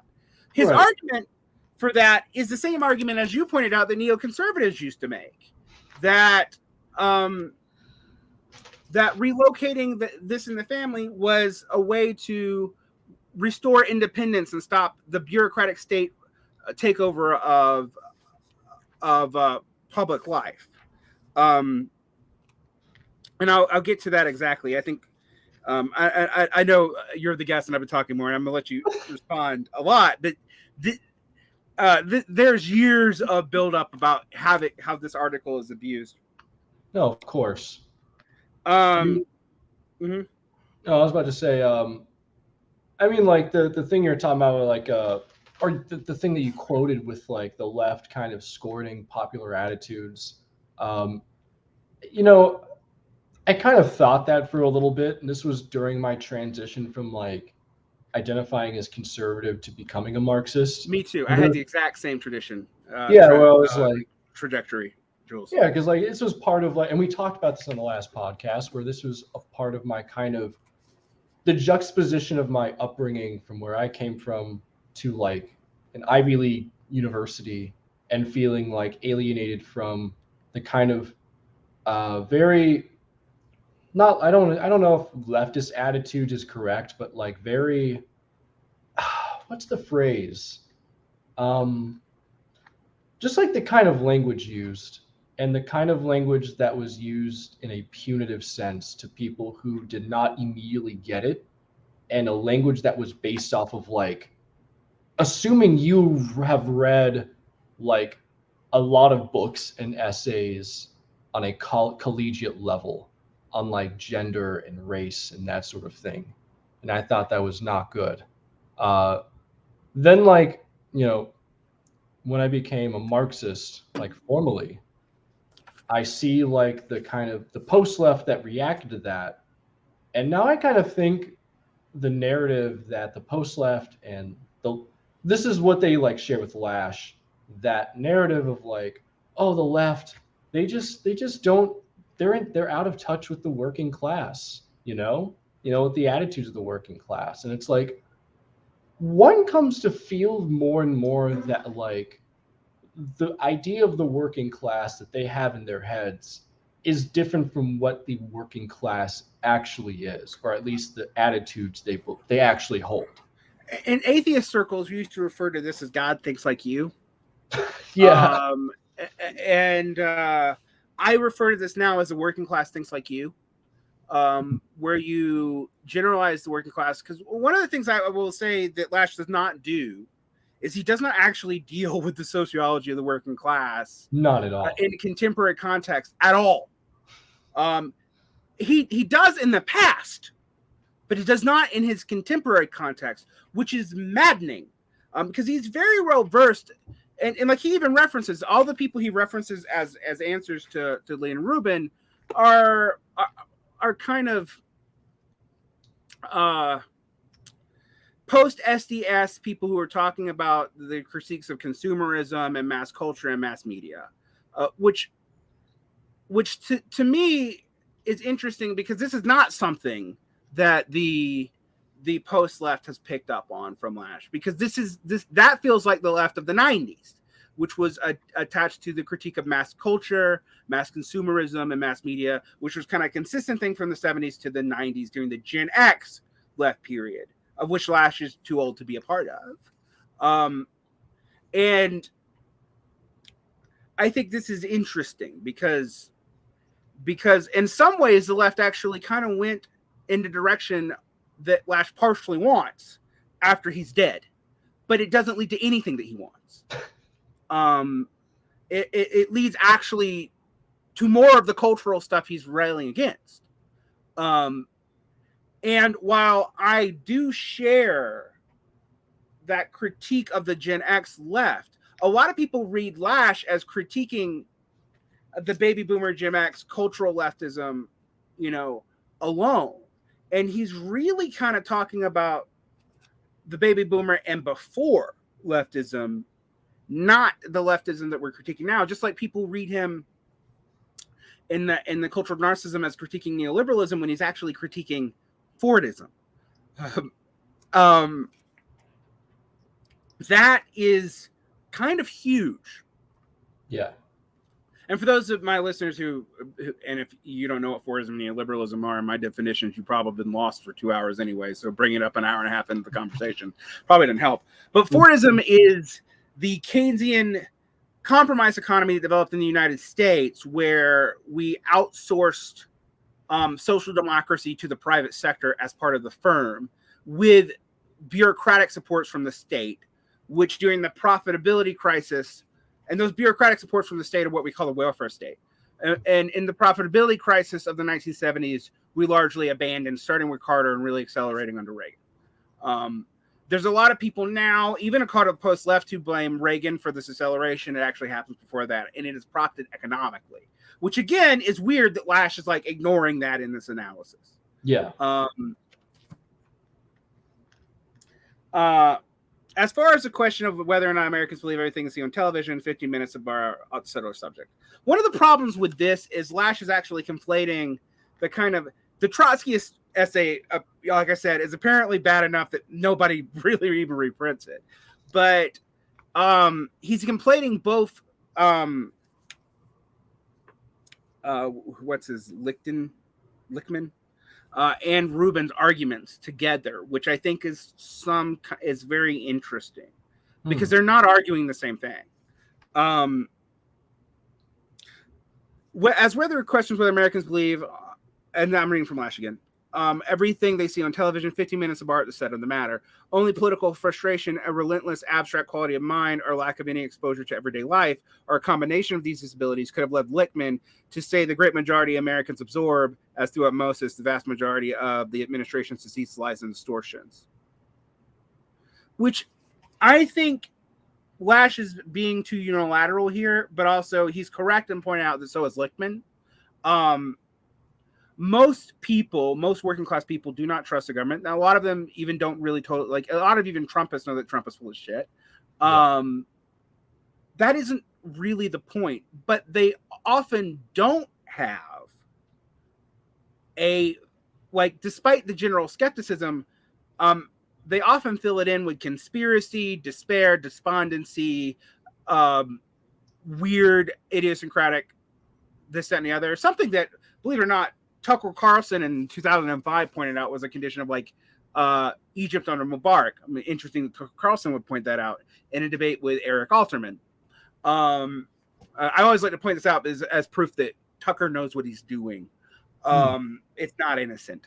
That conspiratorial thinking often substitutes, because you cannot trust the authorities, but you have nothing in which to trust in general.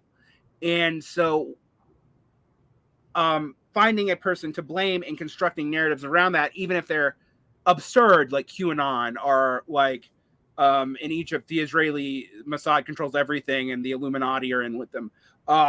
Those kinds of conspiracies express the popular disbelief in popular media, but also show that people don't have a realistic alternative to it. Yeah. And this is where you kind of come in with some of your podcast episodes with kind of ranting, like giving the old man rants about to the modern left.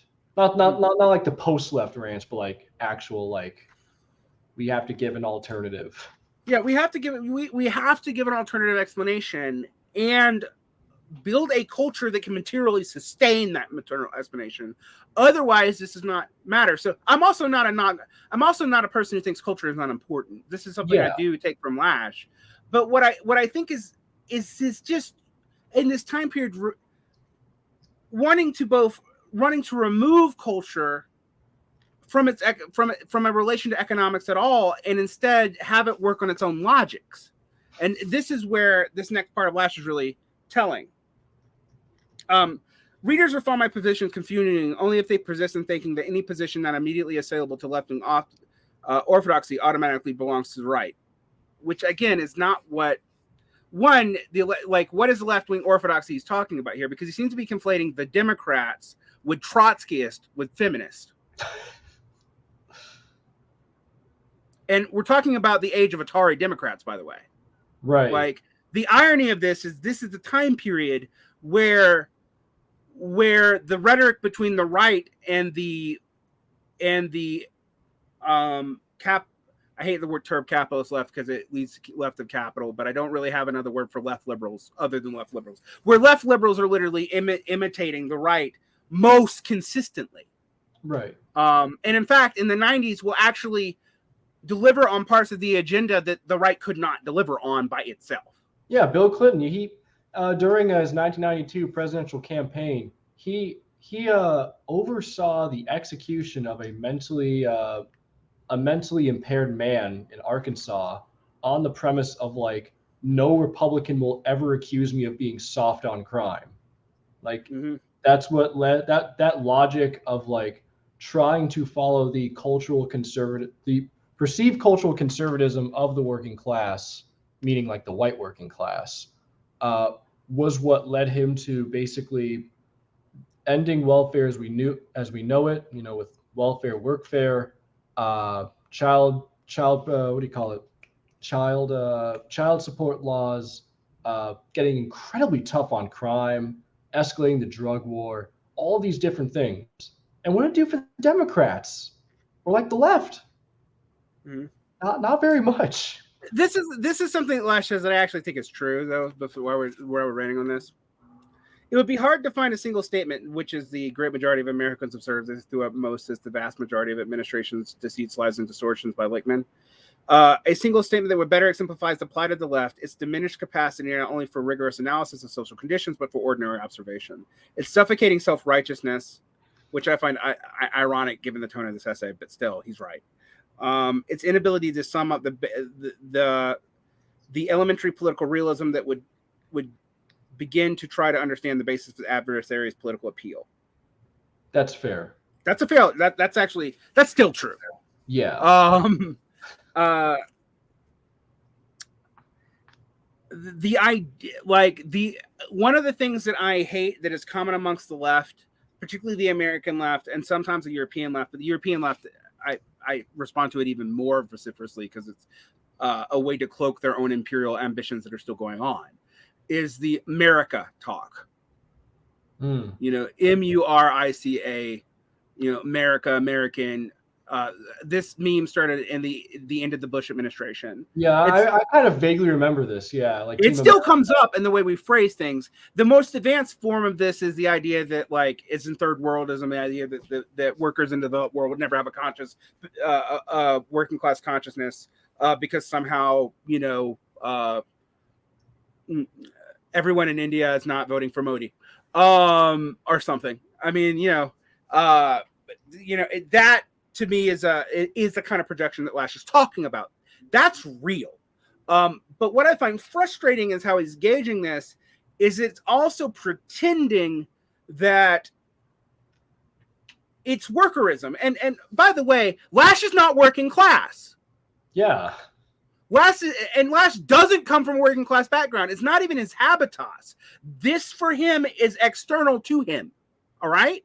So I find this interesting. This is what I talk about with PNC on PMC violence.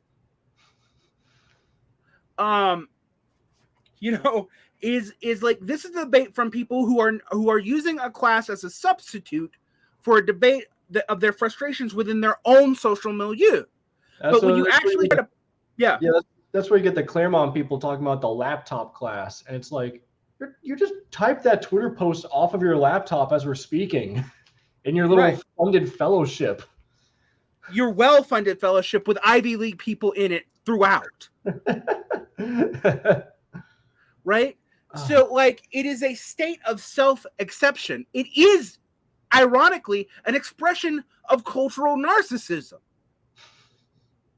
That was my point about the Sam Batkin, which I don't think is true about Lasch when he's writing The Culture of Narcissism. I do think it's true about Lasch in this time period. While he's right about some of the pathologies of the left, his answer, frankly, is bullshit. And I'm going to get into the specific bullshit in a second, but the rejection of materialist thinking is explicit in this piece. He thinks that the issues are cultural. Now, he does not, and he's accepted, like, the neoconservative argument that politics and economics are downstream from culture. That is a neoconservative argument. Yes, 1000%. I mean, that was the David Patrick Moynihan argument. Where, like,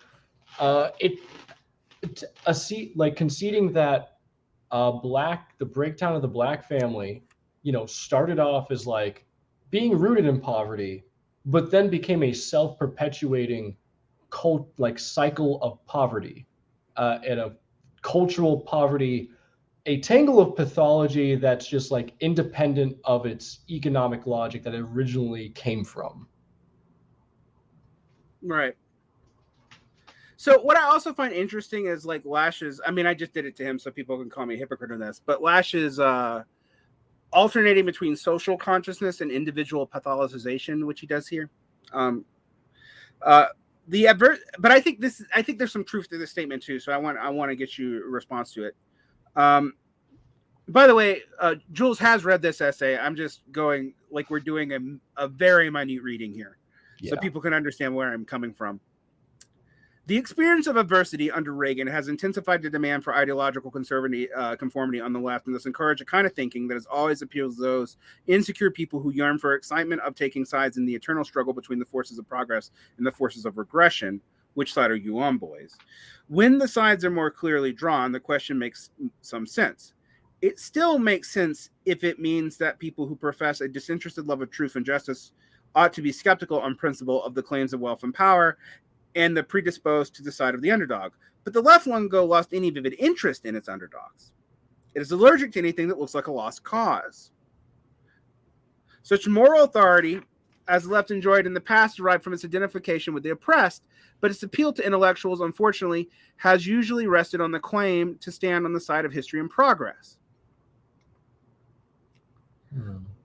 What the added thrill of choosing sides was a certainty that in socialism, one chooses the winning side, the cooperative commonwealth, lured to prevail in the long run.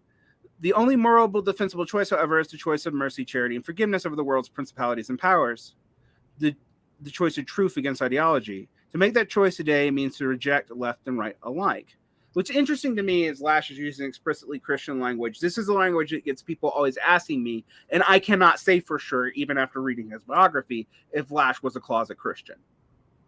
That his Lasch had some kind of like religious conversion, and every time he was asked, he was really vague on the subject. But one thing I find interesting here is I could easily throw Adorno at this. Justifying the underdog is also justifying the system that makes him so. Yeah. And what I find interesting about that, and we can have all kinds. I have strong critiques of Adorno for people. I'm not an Adornian. Don't come at me. But I think that tension that Lasch is saying is new about the appeal to intellectuals. Lasch's own intellectual history actually indicates is not new. Lasch's New Radicals in America actually indicates that has always been the case. There is a tension between the love of the underdog, which you identify with, but also aren't. All right? That's the thing. Now, Marxism's essential claim, all right, is that the underdog has to liberate themselves. Actually, a specific underdog with specific capacities to do so. Now, there's been expansions and contractions of who that underdog is. If you're a Maoist, it includes more than the proletariat. If you're a Leninist, it includes the small and medium peasantry. If you're a Black Panther, that includes the lumpen. Right. If you're Black Panther, it includes the lumpen. There's always a tension in Marxism about where you expand the category and where you cut it off, even in Marx himself, because Marx talks about proletarianization and even before the revolution, people as individuals siding with the class. And he admits that socialists do not in general come from the working class, but have to merge in with the advanced sections of the proletariat. All right. And actually in Marx, unlike in later things, they have to subordinate themselves to and become part of the advanced sections of the proletariat. Right. What I find interesting about this is, like, when I read that statement, I see exactly what he's talking about. Look at like popular frontism and Antifa against Trump, which led to it led to a lot of the left turning their brain off. Yeah. He's absolutely right about that. But what I find also interesting is that he still only couches this in moral terms. Right? This is all about moral legitimacy and moral terminology. So if you see this as an answer to moralism, it's absolutely not. It is an alternate form of moralism. Yeah, and you can very easily like I saw a lot of conservatives like when the George Floyd uprising was happening, kind of use a similar logic as Lasch is using here, where they say, oh, well, the left is siding with like Black Lives Matter, which is like, they want to make it seem like it's the underdog, but how can it be the underdog when it's supported by these corporations? And furthermore, like the left is basically, in their words, the left is supporting the looting of like the small businesses and these local communities. Right. I actually think one of the interesting tricks of the post-left conservative alliance is not that I actually support like looting small businesses. I think it generally doesn't help. But I understand why it happens. But is to conflate petit bourgeois and deliberately to conflate petit bourgeois and worker interest as if they're the same because they're both poor sometimes. Yeah. Plus, like it kind of like obscures like what actually happens in a lot of these riots. Like there's this great book called Class, Race, and the Civil Rights Movement by Jack Bloom, where Bloom basically puts in the economic basically lays the economic foundation for why the civil rights movement was possible mid-20th century.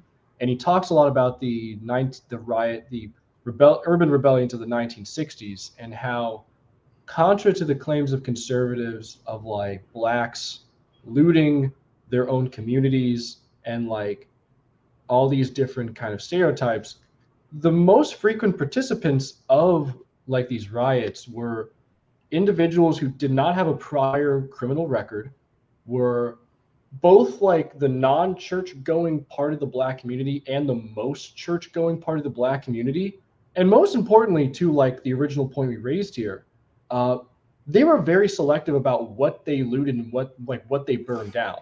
So like churches, public libraries, public schools were untouched. Businesses, even businesses that had a good reputation in the community, were untouched. Like the small businesses that got like torched were those owned by either people outside of the community or those who had just a reputation for just hyper exploiting the ghetto conditions of the urban ghetto. And that's kind of what we saw in like the George Floyd like urban rebellions of like 2 years ago. But the post left, and using this kind of Lashian logic of like, oh well, no one's talking about the scared like small business owner just kind of hiding in his like corner and trying to ward off all these riots. Even like bringing up invoking the image of the Korean snipers during the early 90s LA, I think Rodney King riots. When in fact, like the image is like far more complicated than the post left or like the right would want to concede.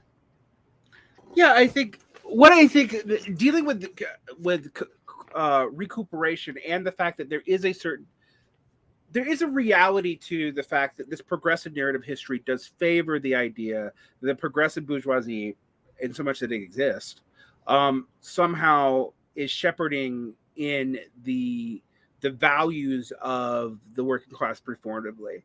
That logic actually, interestingly enough, is most clearly stated not in developed world Marxism, but in like ideas of comprador classes, of like progressive local bourgeoisie versus regressive internationalist bourgeoisie, which is also weird, actually, to think about. And then a certain tendency that in Marxism originally came out of a need to not alienate and thus drive to things like fascism, petit bourgeois, but not allowing them to stay petit bourgeois. Like that is a real issue. All right. And I think Lasch is right that there's a contradiction there. But what I think Lasch answers to it is just, we need to be on the side of the underdog. The underdog is the working class. The working class shares my point of view. And we are standing against principalities and powers. Notice the Christian language in which I am using. And thus I have to stand astride history and both reject left and right together for something else, which I find interesting because people try now to read this back into Marx. Marx, while he is critiquing the socialist movement, does not do that. You cannot find a quote where Marx talks about being beyond the left, particularly when he's dealing with like the internationals, the First International, or the development of the SPD. He talks about the need to ruthlessly critique everything exists, including the left, but it is not to stand separate from it. Yeah. All right. It is to, in Marx's point of view, is to get the left to realize its future is in the proletariat, right, and not in these other notions. Now, that is not an open and shut case. It leads to all kinds of other problems. I'm not, half my fucking show is about how complicated the history of Marxism is, but this is the initial instinct. Lasch is not doing that. Lasch is positing a communitarian other that emerges separately and appeals to a separate tradition. A tradition that, frankly, I think you have to invent, that does not organically exist. And okay, I want to get this. For those who refuse the choice when it is presented in this way, my argument remains a muddle. Others have been able to follow without difficulty. That's just being snarky, Lasch. The muddle, I'm afraid, is my critic's beads. Lippmann pounces on what he sees as a contradiction. On one hand, I reject the attempt to define the family out of existence. On the other hand, I concede that most people no longer live in a nuclear family. But the improvisation of the new living arrangement in the wake of a marital breakdown does not mean that the new living arrangement can be best understood as alternatives to the conventional family, or that most people view them in that way. Okay, that's fair enough. Although I would say a lot of people now post 90s, a lot of people do view them as alternatives to the traditional family, even in the working class. Yeah. So that's why the idea of found family became so popular. So Lasch, like, history has kind of sort of disproven Lasch on this. But in the 1980s, I think this is not as unreasonable a proposition to make. Yeah, especially when that was just the beginning of the formations of these alternative living arrangements. Right. Lillian Rubin blunders into the same contradictions in her dreadfully confused discussion of choice and constraint. Man, the guy who's railing against self-righteous polemics really is and whiny polemics is really like got a gift for it. Spilling the tea. And again, I know people are like, Derek is going to say something like, in early Lasch doesn't do this, but in early Lasch he really doesn't do this. Like, this is a later Lasch thing. One that I think his diagnosis of cancer and the fact he's dying may be contributing to be honest. The single-parent families arise out of necessity, not choice. But this was precisely my point when I said the Aurelian slogan about alternative lifestyles and new diversity of family types serve to disguise the marital breakup as an auxiliary new form of freedom, just as some slogan nearing about women's liberation disguises the economic necessity that forces women into the labor market. And I think that's true enough. But I also think what Lillian Rubin is pointing out, that you're not wrong about elements of that, but you have to admit, and in some places Lasch does, which is what makes this complicated, that the pressures that capitalism put on this family, that it itself instantiated and supported and created, made this division almost inevitable. Yeah. Like, and that is what he's kind of, that if you believe that it's inevitable, whining about it in cultural terms doesn't make sense. No. Right.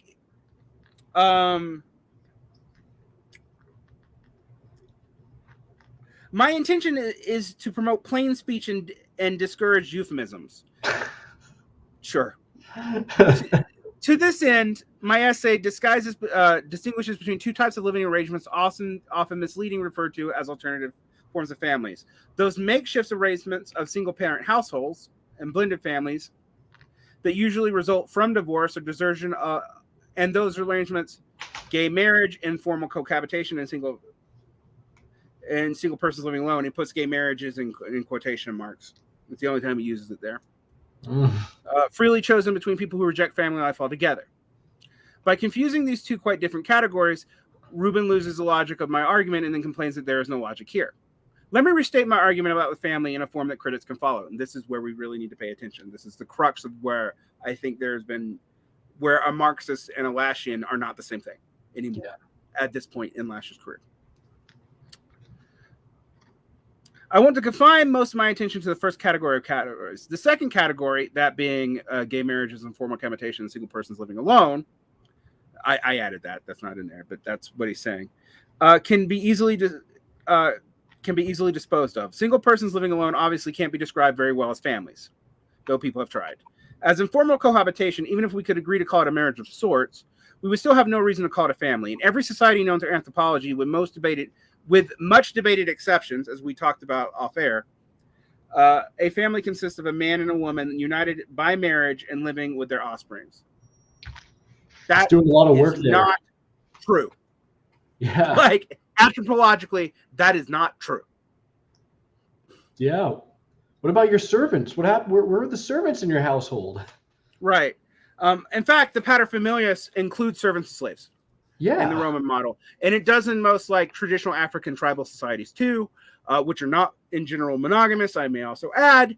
Well, like antebellum slave society were like the slave family, which was also a descendant of like, the familial model in like West Africa, where it was very much on very loose kinship networks, not just because of the ascendancy or like it being a descendant of family models in like West Africa, but also because like of the separation of like Black families and the fact you had family members living in different plantations and thus having these widespread open kinship networks of people who may or may not even be related to you. Right. It is impossible to discuss family without reference to marriage. Actually, it is perfectly possible to discuss family without reference to marriage, because a lot of early tribal families do not have formal marriage arrangements. They're informal, are their property relations, and refer back to the contract argument that we're about to deal with in a second. Clearly, it means clearly a family means marriage plus children. Any other type of family is just wordplay. That's not true. That's a dishonest argument, and it's one that I don't think is consistent with anthropology either. So to invoke anthropology like that, and then to not deal with the fact that in the time period just before this is when the studies of tribal societies, both in the Americas and in Africa, really make clear that this kind of model of monogamous family as the primary social unit of tribal societies is not true, is interesting. I can bring up Sex at Dawn and Sex at Dusk. Sex at Dawn is selective in trying to promote polyamory. Sex at Dusk is a critique of it, but they both point out that that monogamous marriage is not even historically a norm. And while pair bonding is super common in humans, it is not necessarily or primarily the way that we've done things. And I actually have issues with like Christians reading this in the Bible, because I'm like, no, like Levitical law actually mandates polygamy at certain points for I was about to say for Christ's sake, to be funny, but because that's just me being a jerk. But in all seriousness, it is not assumed. Now, there is a kind of, I would say, moral tension in biblical writings about polygamy.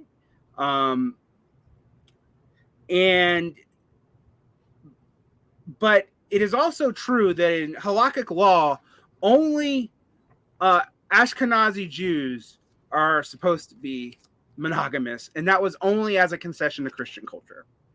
So, yeah, that's it. So that fact in and of itself is interesting. Also, we have to deal with the fact that Muslim law, the polygamous form that it offers, which is 4 wives, was actually supposed to be a limit on wife collection. But you also have to deal with the fact in the Hadith and in Muslim law, there's all kinds of other categories of sexual relations which are considered semi-valid. Yeah, and the main point we're making here is that like Lasch's anthropology, it's just dead wrong. Right. This leaves us with the first category. No one can object to the designation of blended families, extended families, or even perhaps single-parent households as families. Okay, so Lasch does actually say that they are. The question is whether these arrangements represent alternatives to traditional family or as ruins. Extended families are an alternative to the traditional family? That's a wild accusation. Yeah. Like, that's actually the norm. Is historically, the norm is multi-generational households, which even Lasch admits, extended families, multiple supports, because that was the only way to replicate that family if you didn't have servants. Yeah, right. So, anyway, I think it would be hard to show that I have elected these arrangements in the spirit of social pioneering. All the evidence suggests that people prefer more conventional domestic arrangements, but find it hard to hold them together. The nuclear family is a product of social engineering. Right, exactly. And so what does he mean by there's an ambiguity here, right? And how he's arguing this. Now, and again, remember, Lillian Rubin's critique of him is that he's ignoring that the family form that he is prioritizing is a particular form of the bourgeois family, only extended to working class people after the social compact. And mostly whites. White working class people. Specifically, yes. And that it's a very brief period of time in which it exists. Like, it's not the traditional model of the working class family that people are valorizing literally only exists for like a generation. And for one section of the working class, you have to put Admittedly, five at that point, asterisks. it was the largest section of the working class, but still. Fair. Fair. I think it would be hard to show that people have elected these arrangements to form social blah blah blah. What is misleading is not so much the description of these new arrangements as families, but the additional claim that people prefer alternative families to traditional nuclear families. Traditional nuclear family is the problem. There is no such thing as a traditional nuclear family.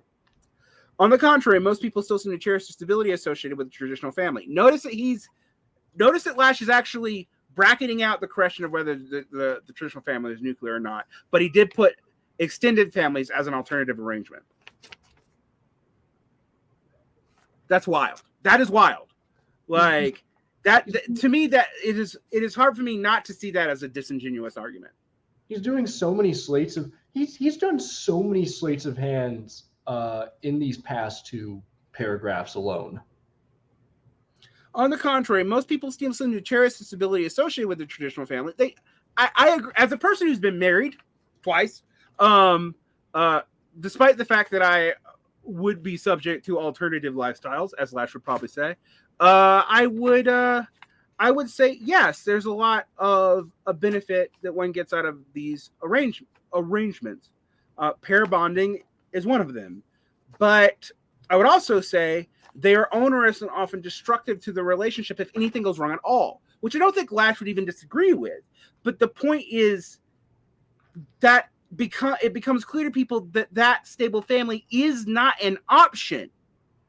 Right. Like, and actually trying to make it an option is itself the social engineering that Lasch's rejection. Yeah, and you have to ask yourself, like, even if you take it as a given, like, people like stability. Okay, fine. Even if you take that and you concede that, why is it that the nuclear family model just happens to be the preferred form of like stability for those seeking that out? Like, what are the wider conditions that have made it such that that is the model? Like, that is the question that Lasch is not asking himself, because then the traditional idealized nuclear family would no longer be an abstracted like thing outside of history, and because you would then have to root it in like certain particular historical circumstances. Right. So, and it's a very long thing that we've been doing here, and thank you for your patience. I've had a lot of your time tonight. I'm going to finish this and we can kind of wrap this up, but I need to get through this argument because this is where the crux of it is. Of course. It's also interesting to me that this is the essay that the post-leftists deal with when it's only about, the whole thing seems to be about marriage, which is also, we can get back to that in a little bit, about maybe what's going on a little bit there. People still cherish the stability of long-term marriage commitments and intergenerational commitments. Okay, now again, intergenerational commitments imply extended families. So what are you doing there? In other words, but find little support for them in the capitalist economy and the prevailing ideology of individual rights. Notice that Lasch puts actually a dominant, and frankly, as you already discussed, from Melinda Cooper's book, Family Values, it's not even true that they put little infamous, that this was just kind of gloss that couldn't find support. It is true, though, that like that social arrangements make maintaining these families inordinately hard, and that the companionate marriage that Lillian Rubin thinks is emerging out of feminism is also inordinately hard and cannot be maintained. Right. In the first place, excuse me, I jumped ahead. People still cherish blah blah blah. I've read this like 50 times. Liberal societies tend to undermine family life, even though most of them profess a sentimental attachment to family values. This tendency has been present from the very beginning of the liberal capitalist order in the 18th and 19th centuries. Okay, now so Lasch is actually talking about this tension, but again, he's going to not deal with it in a second. In the first place, the family wage was a poor substitute for a self-sustaining domestic economy destroyed by industrialism. Now, here's the thing: I think he's romanticizing the pre-industrial domestic economy. Yeah, because he's basically romanticizing family subsistence labor, which is actually only possible in the Americas by literal extraction of other people's land. It did not go that way in Europe for very specific reasons, and Lasch is not dealing with that at all. Not only did wages often fall short of the family's actual requirement, but the family wage system had an effect precisely when it was most successful of making women economically dependent on men, an unhealthy state of affairs. So what is interesting about Lasch here in his super attack on Lillian and Rubin is he's actually conceded that they agree on 80% of the situation, but he's not framing it that way. Yeah. He's actually stating his position as more distinct from hers than it is. Yeah. In the second place, the ideology of individual rights was deeply opposed to family values, although the right has never grasped this point. Oh, yeah, blah, blah, blah. Go back to Daniel Bell talking about this in the 50s. Yeah. By defining the individual as a rational calculator of his own advantage, liberal ideology has made it impossible to conceive of any form of association not based on the calculation of mutual advantage, that is, on contract. Asterisk, as I've already pointed out anthropologically, Western marriage is founded on pre-modern contract law. It is not an invention of liberalism. Plus, as I've also pointed out, like the ideology of individual rights being deeply opposed to those of like family values is just like incorrect. At least in as much as it's referring to the ideology of like the neoconservatives and the neoconservatives and the neoliberals, or the social conservatives and the neoliberals. Because, you know, the neoliberals, even though they themselves were like not religious themselves, were nevertheless deeply invested in the social kind of fabric of society, in as much as like they saw the nuclear family as a natural outcome of society, of when the state does not interfere in things, when the market is not being interfered with, and when the family is breaking down, as it was in their minds in like the 70s and 60s and 70s, they were very distraught by this, and so therefore were more than open to making an alliance with the neoconservatives in trying to preserve the family, which is to say supporting poor law welfarism and kind of basically shifting from a model of maintaining the nuclear family with quote unquote carrots, with like the Fordist single man family wage, to sticks, where, oh, if you're a single mother and you have 3 kids and you want welfare, well, you're going to have to depend on your man who's outside of the home. Don't worry, the state is going to like find him, put him in jail until he pays you money, and just so we can like preserve the family unit. Mm-hmm. Which ironically leads to a crisis of the black family. Which, yeah. Anyway. Oops. You know, which they didn't blame on culture, which is hilarious. You know, the whole Monahan thing. By defining, okay, we've already talked about this. There is no place in liberalism, or at best an insecure and precarious place, for those forms of association based on spontaneous cooperation. Don't disagree with that. Disagree with the fact that it's ideology driving that.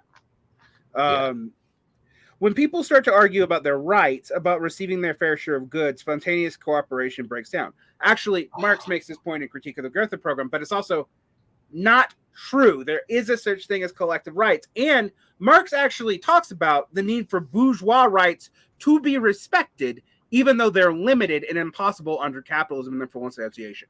Right. I mean, one of my favorite like works of Marx, which is like On the Jewish Question, which is like the best critique of like liberalism I've ever read from the left.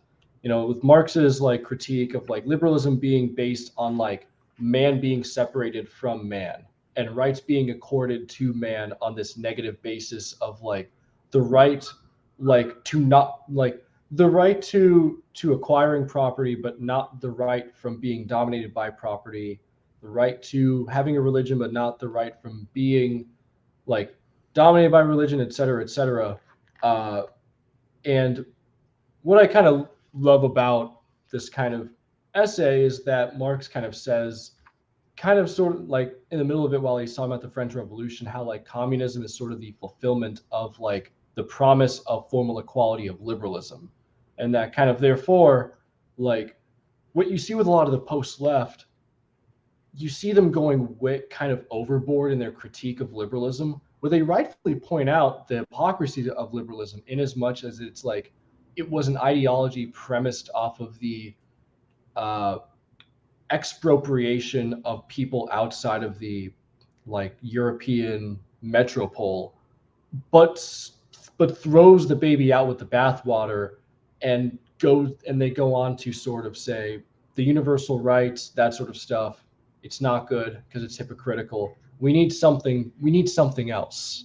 We need, to return to, the people who embrace Alesta McIntyre's late work, to return to like Thomistic Catholic thought. Or what is interesting about this is that there's a real sense in which it actually does mirror the post-Marxist turn in the 1970s to reject Marxism's, quote, grand narrative for relativistic cultural and semiotic narratives. And it's actually, I think, exemplified in Lasch, because Lasch often does rhyme, even though he doesn't read like a lot of the post-structuralists, because he writes clearly. Right. What actually, I do think when he says my arguments are easy to understand, yeah, Lasch, why do you have to keep writing books to explain how everyone misunderstood your argument? If your argument's so easy to understand. Because you're writing in plain language, but you're writing in such plain language that people can project upon what you mean, and they don't really know. Right. There's like not enough specificity in language. Right. Which is a critique I think is that I level at Lasch. And I'm like, wow, yeah, reading obnoxious post-structuralist or like high Marxist theory that like you have to like redefine everything to its particular is obnoxious, and you don't want to go too far in that direction. There is a certain sense, like when I talk about like class and Marx or commodity or whatever, I actually can't talk about it in the standard common language parlance, because that's not what we mean. You have to you can't discuss value in the sense that most people mean value. Right. You have to be specific and mean in like the quote unquote scientific way that Marx kind of talks about value, even if it is kind of counterintuitive at first to people who haven't heard it. Right. So when people start to argue about their right, when cooperation breaks down, conversely, people start to argue about their rights. It is less important to try to establish which came first historically than to recognize the antipathy between the contractual view of association, specifically a marriage and the family, and a view, on the other hand, that regards a promise not as a contractual obligation, but as a test of character. Now, this is romantic. You will notice that this is where he actually is waving off the bourgeois origins of the family. This is the place where he says it's not important. It doesn't matter whether rights emerge first or emerge from this conflict. That's not the important thing. The important thing is the entire worldview. And the worldview he posits is, and I'm going to point this out because I did not notice this the first time. Actually, reading this for you is the first time I noticed this. Is explicitly from a reactionary thinker. So I'm going to get to it in a second. According to the first way of looking at things, you keep a promise as long as it works out to your advantage, or in a variant of this prudential morality, only marginally superior, because it is desirable for you to establish a reputation of keeping promises. The second view, by contrast, refuses to regard promise keeping as a matter of social convenience. It takes the position of promise keeper as K.R. Minogue, or Kenneth Minogue, puts it in the liberal mind, has a different character of the promise breaker. That is, the character that only can be adequately described as one considers it in moral terms. So Lasch is explicitly recharacterizing this as a moral argument, not as even a cultural one. And I want people to know who Kenneth Minogue is. All right. Kenneth Minogue was praised by Roger Scruton as no mere academic, but a model of a conservative activist. And he was in the business of defending old-fashioned civility against ideological rage, and believed that the real meaning of freedom that the English-speaking peoples have created and enjoyed, and it was unique to the English-speaking peoples, by the way. His books are The Liberal Mind, Nationalism, The Concept of University, Contemporary Political Philosophers, Alien Powers, The Pure Theory of Ideology, Thatcherism, Politics, A Very Short Introduction, Conservative Realism, New Essays in Conservatism, The Silences of Society, Morality, Watanabe, Morality and Reality, and The Servile Mind, How Democracy Erodes Moral Life. He was an early Eurosceptic. He was a trustee of Civitas. He was a president of the Mount Pelerin Society. Uh-oh. A neoliberal, like the neoliberal think tank. He is also a royalist and an anti-democrat. That's a resume. For Minogue, for Lasch to cite Minogue without pointing out his biases and stating it as if it is an objective historical fact is concerning. Now, I've read Minogue. I cite reactionaries. I consider Nietzsche a reactionary. I don't love the current rejection of Nietzsche to court that people have been pushing lately, but I would never argue with the characterization of say, Nietzsche as reactionary, or H.L. Mencken as a reactionary, or Ambrose Bierce as a quasi-reactionary. He's a more complicated character. He just hated people because and thus hated socialists, but was actually on the side of of progressive liberal forces in the Civil War, for example. But these kind of people, I think you need to take conservative thought seriously and cite it seriously, but you never cite it without caveat, as if it is giving you a truth without stating what its premises are. Absolutely. And the premise here is that a pre-modern world order, one based on promise, nobility, and morality, is real. And a Marxist just laughs at that conception. Is like, yeah, that is the conception of which they told themselves, but that's a moral justification of legal categories, so that you can maintain power. Yeah, it's like reading like Genovese's Roll Jordan Roll and unironically being like, oh yeah, the slave masters were like, yeah, they're like fathers to their slaves. Yeah, that's how that was true, unironically. All right, as products of liberal culture, this is Lasch again, we find it difficult to understand the importance of other political traditions placed on the spontaneous corporation and the value of promises. For the Greeks, the capacity to make promises was almost the definition of a political animal. Fair enough. Most people are thus actually excluded from politics and cannot make promises. So politics is actually legitimately the realm of the property owning class. So only 1% of the population can take part in deliberative democracy. But go ahead and not mention that. That's not important, right? Like, feudalism rested on a different but equally powerful conception of binding oaths. Binding oaths, which enabled rentierism. Yeah. Yes, it is absolutely true that it is an emergent. It is actually because the laws and rights under Roman law were incoherent during late antiquity and the early Middle Ages, which led to manorial bonds being seen as a moral category of which fealty is owed. It is just much a post facto justification of anything Lasch was saying about the family. Right. The modern conception, on the other hand, which is profoundly apolitical, that it is the capacity of rational choice, rational calculation of utility, and personal advantage is what defines a citizen or consenting adult, as we say. The modern conception gives little support to the binding promises that underlie the family, especially when we add to the ideology of individual rights, which widely accepted the belief in universal obligation to be happy. Liberal ideology does not give support to the family. It cannot make sense of the family, an institution that appears to be irrational in the sense of its members ideally do not think of their interests and rights as designed to protect them, and in further sense, they promise to sustain each other throughout a lifetime. What folly! This literally takes an idealization of marriage at face value, which is like the idea that ancient divorce and separation was not common even in the ancient world is literally only true for the upper classes, and then was property relations, and it was still fairly common. You just killed your spouse. Yeah, what are you doing? The whole tendency of modern society, of modern liberalism in particular, consigns family life, and by reasonable extension, the family itself, to the realm of nostalgia. I note that I don't blame the instability of family life on feminism, since feminism is an expression of a well-founded grievance, and since the economic and ideological assault on the foundations of the family extended to the emergence of the feminist movement, it would be foolish to blame feminism for the collapse of the family. But it's equally foolish to pretend that feminism is compatible with the family. Feminism is an outgrowth of liberalism, among other things, and it shares liberalism's belief in individual rights, contractual relations, and the primacy of justice, all of which make it impossible to understand the nature of spontaneous cooperation.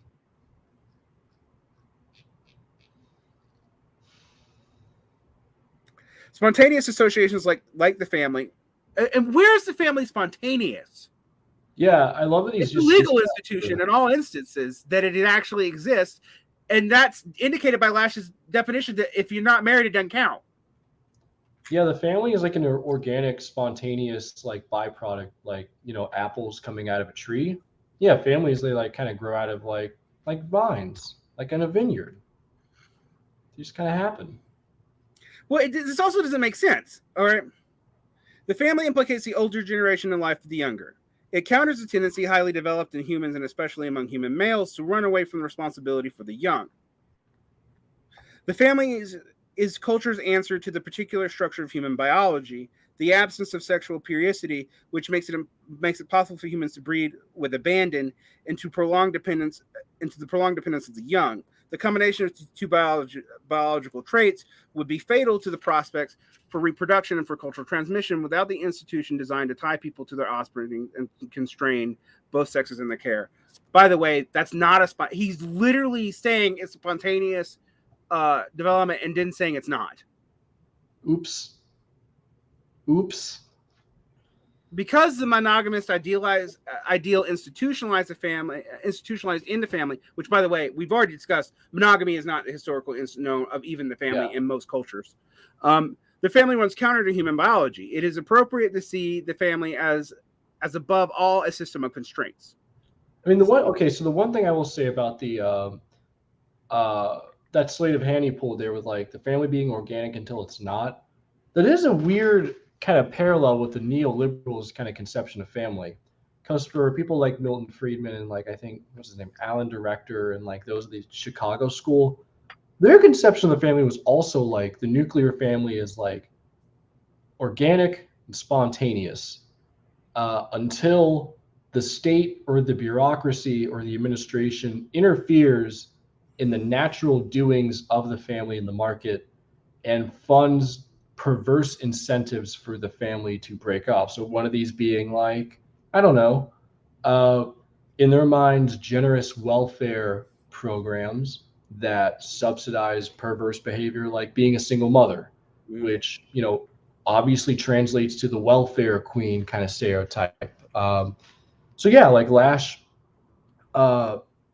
it feels like Lasch is kind of paralleling that sort of discussion that was happening at the University of Chicago at the time, where it was like, yeah, the family is just like this natural, spontaneous, organic thing that happens, except for all the policies that may happen that prolong dependence with children or anything that may interfere in its organic nature.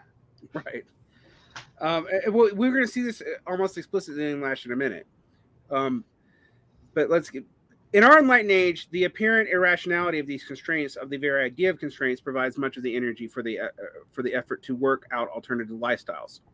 An effort, however, not nearly as widespread as our liberators would like to believe, since it conflicts with the stubborn popular realism in these matters. Again, that is not true anymore.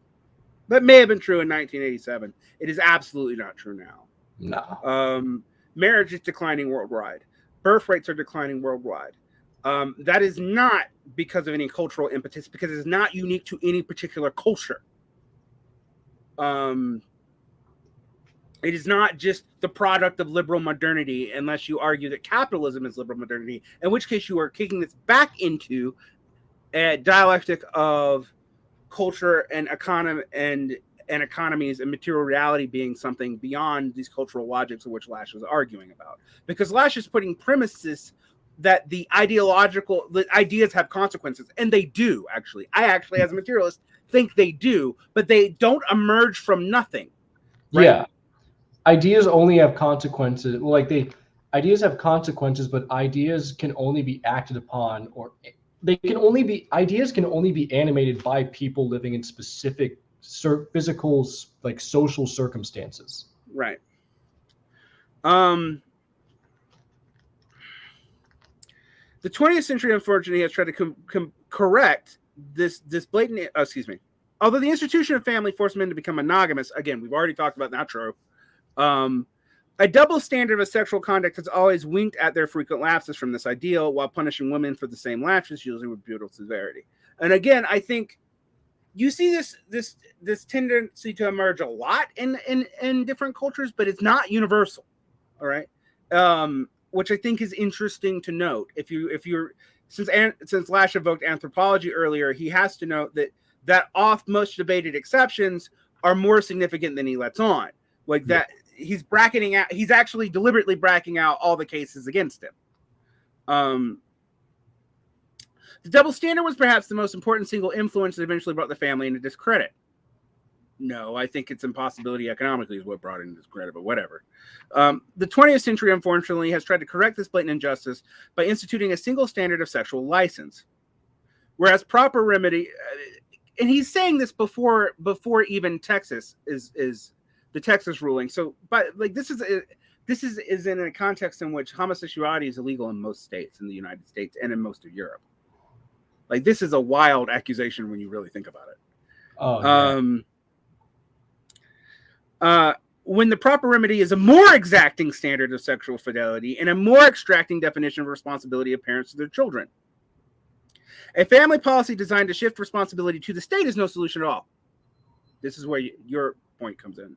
Nor is it a radical solution. It merely ratifies the pattern of bureaucratic individualism that already exists, in which the state takes over the nurturing functions of formerly associated with parenthood and leaves people free to enjoy themselves as consumers. Such a solution makes children of us all. The world can do without such radicalism that proposes to only carry existing arrangements to the logical conclusion.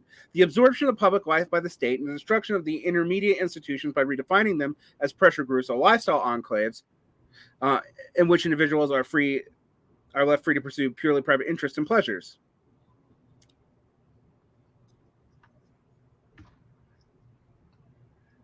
Yeah, I mean, go ahead. So he basically argues that, like, even though marriage, that's why he's got to insist that marriage is a spontaneous order, even though he's argued that it was a social construct for biological needs that came, one that he overestimate spontaneously arises over and over and over again. It doesn't arise the same way over and over and over again. There's a variety of sexual relations in the world, including amongst hunter-gatherer peoples, which do not mirror this. There are monogamous and non-monogamous hunter-gatherer peoples, etc. Like, to me, this shows a knowledge of anthropology, but a very selective knowledge of anthropology that actually ignores most anthropological work on families post-1965. Right. Since Rubin invokes this is where I was actually talking about, where he even misstates what Rubin says. Since Rubin invokes the 60s in order to support her dubious claim that the radical movements of that decade found their final perfection in feminism, it would be a good idea to remind ourselves that the 60s also saw the revival of the communitarian tradition that has always coexisted with the dominant liberal tradition. Like, he straw persons her to make an argument about communitarianism. The dispute between communitarians and liberals hinges on the opposing conceptions of self. Whereas liberals conceive of self as essentially unencumbered and free to choose amongst a wide variety of alternatives, communitarians insist that the self is situated and constrained by tradition. Membership in a historically rooted community. And I would actually say this is a false binary, because Marxists have always instituted that the individual emerges in contact with their species being or their nature, in direct constraint with their social environment, so that the social environment can be reproduced. You cannot say that we are actually liberals, like he is implying that the Marxists he's arguing with are. Right. Huh.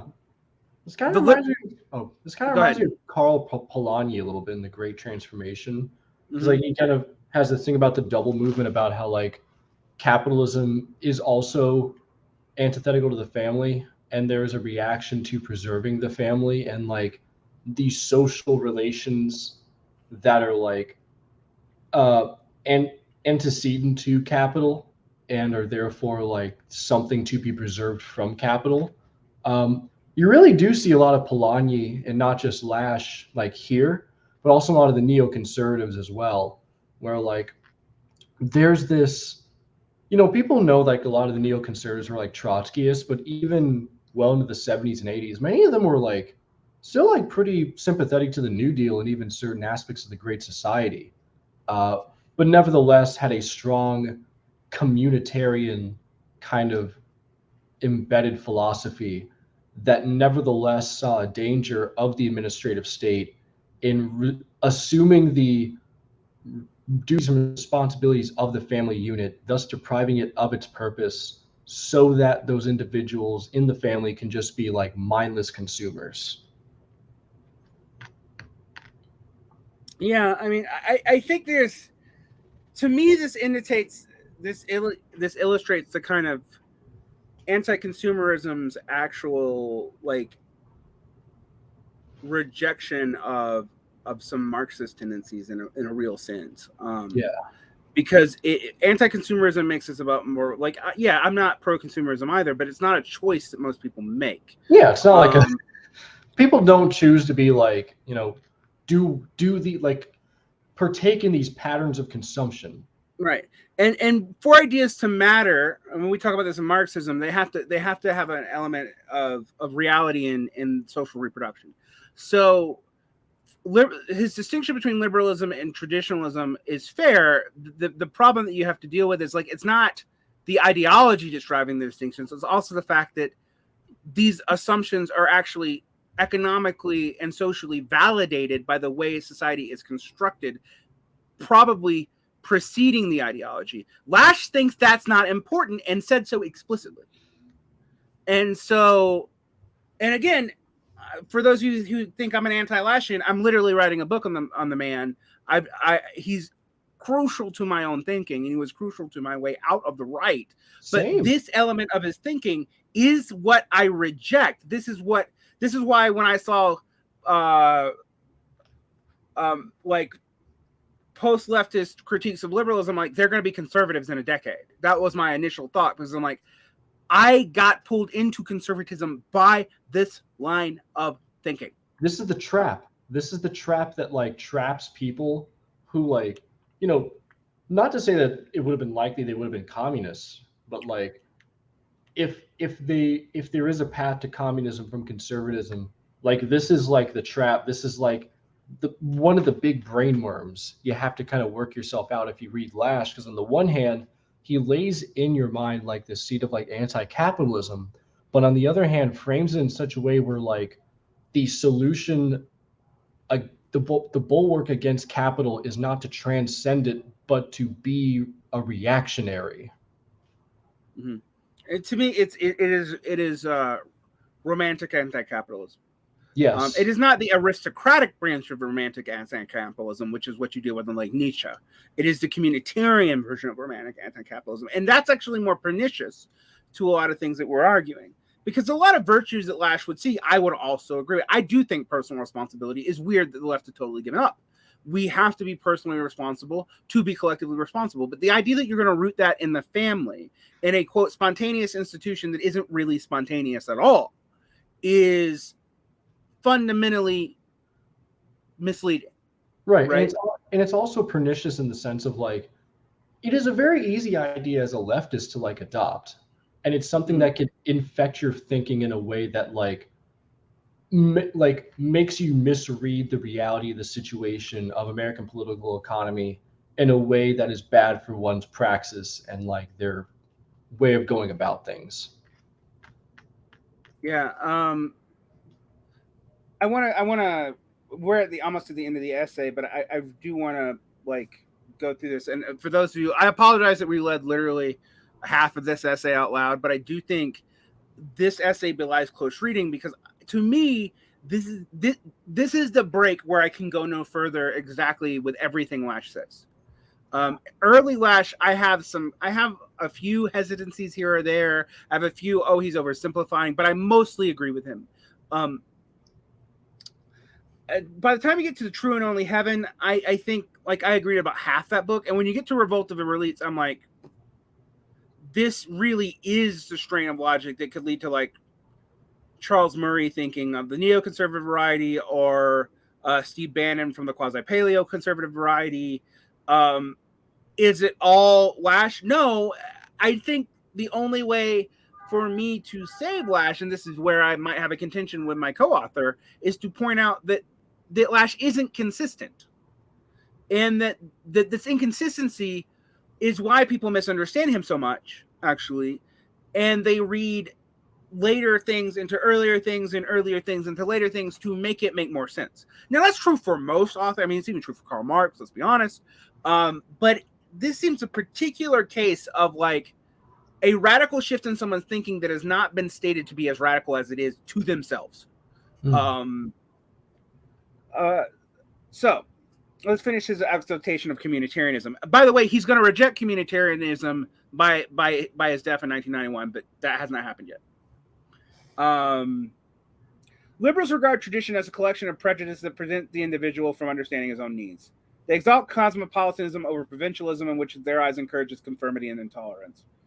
Communitarians, on the other hand, reply intolerance has flourished most, in the words of Michael Sandel. He's the guy still writing, like I said, wrote a pretty good book on meritocracy, but he's also a guy who thinks Confucianism is actually like an ethic of social responsibility, which is funny to me. Where forms of life are dislocated, roots unsettled, traditions undone. So intolerance is a result of that. Communitarians share with the right an opposition to bureaucracy. By the way, Marxists traditionally also have an opposition to bureaucracy. Right. I just want to point that out. But they don't stop with the attack on government bureaucracy. They're equally insensitive to the spread of corporate bureaucracy in the misnamed private sector. Marxists have always hated corporate bureaucracy because we've always hated capitalism.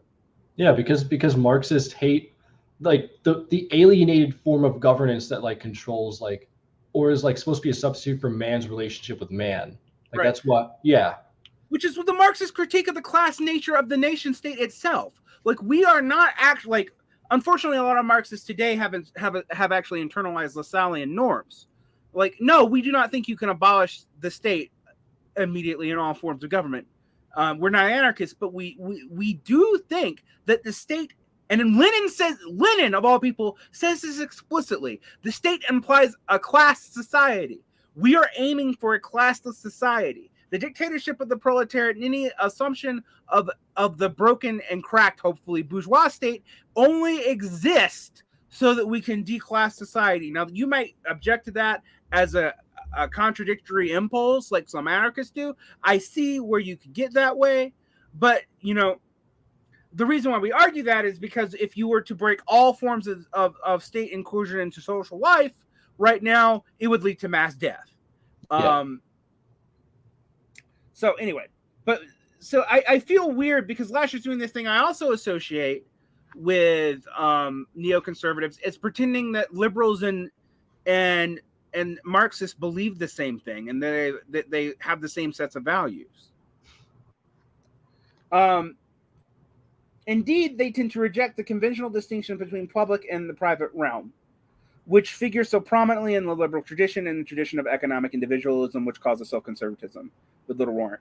Now, one thing I would say as Marxists would say, the distinction between the public and the private realm are what we would say is the economic and the non-economic realm is a necessary function of capitalism to work, and it is always illusionary, but it must exist for the class structure of capital to be justifiable. All right. So we believe that it's fake too, but we don't believe you can just overcome it by rejecting it. Like, or that like just because it is a social construction, and this is something I think Marx would like kind of like talk. Like, there's like a misnomer of saying like, oh, like exchange value is fake or money is fake, or it's like, no, it's like not fake. Like it's a social construction. Like you can't really like touch it because it's a relation, but it's nevertheless real in as much as it governs our lives and governs our society. Well, it's a mediation for a relation. Let's be very specific about that. Right. Yeah. Like similar thing with like the public and the private sphere, right. I think. For liberals and radicals, it is freedom of religion, freedom of speech. Oh, it's so funny that he thinks we believe in freedom of speech. Now I do, but I'm like the funny thing about post-leftists is they're always railing about how liberals, like how we've abandoned freedom of speech as a value. And I'm like, well, Lasch says we should. Yeah. I want to point that out to you. For liberals and radicals, it is freedom of religion, freedom of speech, and freedom of sexual preference that need to be protected. Whereas for those who call themselves conservatives, value economic freedom more highly. The left understands private life as primarily cultural. The right is primarily economic. And I'm like, only if you believe the left is a liberal left, and you were arguing with a Trotskyist. So, and as bad as that Trotskyist seemed to have argued, he does not believe that if he's remotely consistent with his tradition, whatever the fuck that means, with his ideological justifications anyway, that private life is primarily cultural. The left understands private life. Communitarian rejects both left-wing and right-wing versions of the cult of privacy. The promise of the communitarian thought is already suggested by the difficulty of situating it in the conventional political spectrum. Now, note that I'm saying that if you read Revolt of Elites, Lasch rejects communitarianism too. So this is a transitional period in his thought. Right. It breaks out of the deadlock between welfare liberalism and economic individualism, and the opposite of which is so formed in our political in the past. Instead, it sets the protection of private judgment as the summit of political virtue. The communitarian point of view shows how much the individuals owe not only to society as an abstraction routinely invoked by the left, but to concrete associations in both senses of the word, without which we are unable to develop any sense of personal identity at all. Lichtman and Rubin are right about one thing: this position is dangerous, a word that comes easily out of these timid souls. God, he is such a he's so slanderous actually at this point in his career. He's so messy. Yeah, it is dangerous, of course, not because it conforms to the right at the expense of the left, but because it gives no comfort to either. I'm going to argue that this organic worldview that he is positing here is not conservative. It is actually dangerously close to reactionary. Outright. It is not. This is not a conservative statement. It is a positing that the natural order is spontaneous and organic, and is limited by history, like Marxists say, but not that limited. And that what limits it is the ideas in which govern history, not the material relations and social reproduction in which govern history. Lasch seems to struggle with that, and why I keep on saying he wants to have it both ways is he does argue essentially both things in this essay. Like, okay, yeah, I admit that the marriage is falling apart because, bourgeois society can't sustain it, but that's because of liberalism's contractual view of the world. And we could, if we went to this communitarian tradition, and my co-author and I were arguing, and I'm like, no, that is reactionary. It is an invented tradition of which has never actually existed, and it takes justifications at face value. Right. And decontextualizes them even. So while it talks about the thought worlds of other time periods, it doesn't talk about what produces those thought worlds, and doesn't even think it's important. And thus it becomes a cultural and intellectual development criticism, and not one of emergent history of the complex relationship between ideas, material relations, and human relationships. And it also seems to posit these moral views. Like, the one thing I don't want people to, when I talk about Nietzsche and this whole left turn against Nietzsche, there's a lot of reasons Nietzsche is a reactionary in my mind. But there is one thing in which Nietzsche actually is insightful on. These relations of morality are generally relations of legal and formal power. They exist to instantiate class distinctions and to set responsibilities. To pretend that is not as what is going on is to validate those moral frameworks as being more transcendent than they are. I have trouble believing that a cultural historian rooted in the Marxist tradition, which Lasch, through most of his life has been, could believe that without having some major shift in their fundamental assumptions about human nature. And I'm okay with people having fundamental assumptions about human nature, but the problem I have with the post-left appropriation of Lasch is they try to have the cake and eat it too. That the early Lasch critique of the left is consistent with this. And while I will say there are origins of it there, it's not this. He critiques populism and communitarianism explicitly. I mean, his attack on Michael Harrington is that he's too populist. Like, And it's weird because you read this like Lasch was attacking Michael. Yes, Lasch was attacking Michael Harrington when Michael Harrington was alive and leaving the SPA for what would eventually become the DSA. But this is in that transition period during the McGovern campaign. Right. And Lasch is also right that the progressive justification of the New Deal was itself a kind of class power and class consolidation. Lasch argues this himself in World of Nations, but seems to have abandoned that by this time period for this kind of communitarian New Deal ethos. That's inconsistent. And the post-leftists want to have it both ways. I'm going to let you get the last word because I've talked a lot between reading the essay and like ranting. And I've talked over you, Jules. And I don't mean to have invited you on just to use you as a proxy to rant about this. But I do think this is important to me because it indicates like what is useful in Lasch is periodizing him and understanding his own thought development, but also not taking it on its face value because. Frankly, the plain language of some of this essay, when you read it closely, shows you he's playing some of the same games he's accusing his enemies of doing. Yeah. Like he's doing subtle redefinitions and hiding his meaning in the way he's arguing. Now, I will say as a polemicist, everyone does that. But he's actually, everything he accuses his interlocutors of doing, some of which they do, by the way. Like I have actually read the Lichtman piece, and it was so forgettable that I've pretty much forgotten it. But he does so in like mischaracterizing parts of Rubin's argument. And ultimately, if we look at society now, both Rubin and Lasch's predictions don't bear out. Mm-hmm. Neither one of them. The preference for the traditional family is not validated in working class choices at all. You can say that is because of bureaucratic instantiation, but we have mostly killed the welfare state.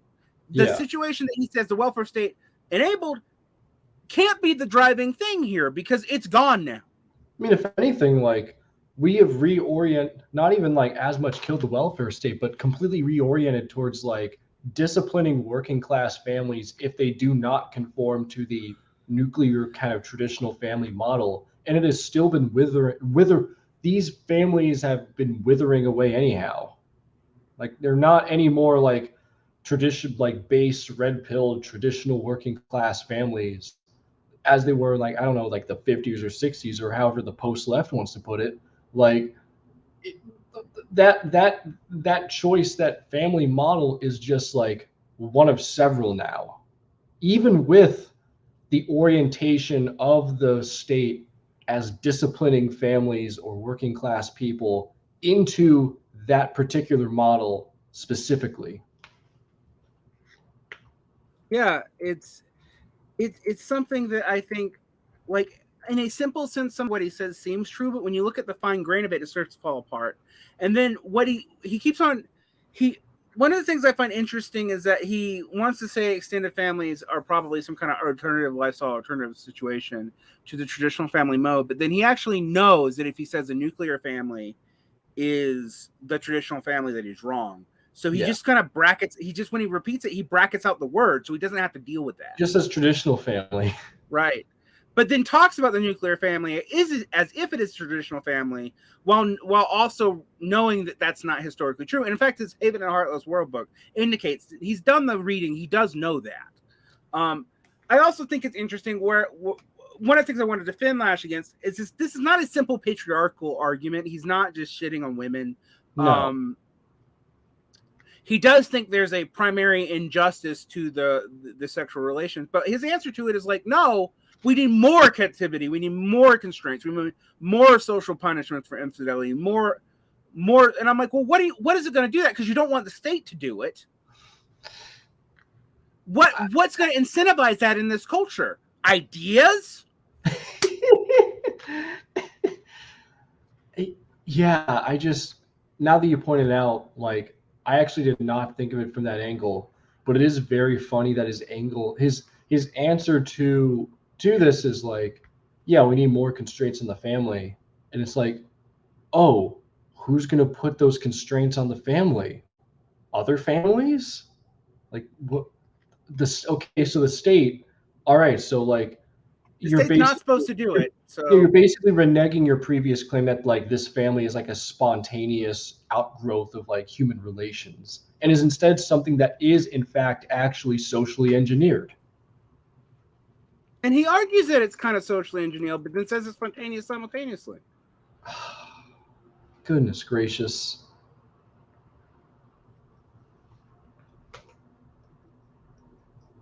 Yeah, it's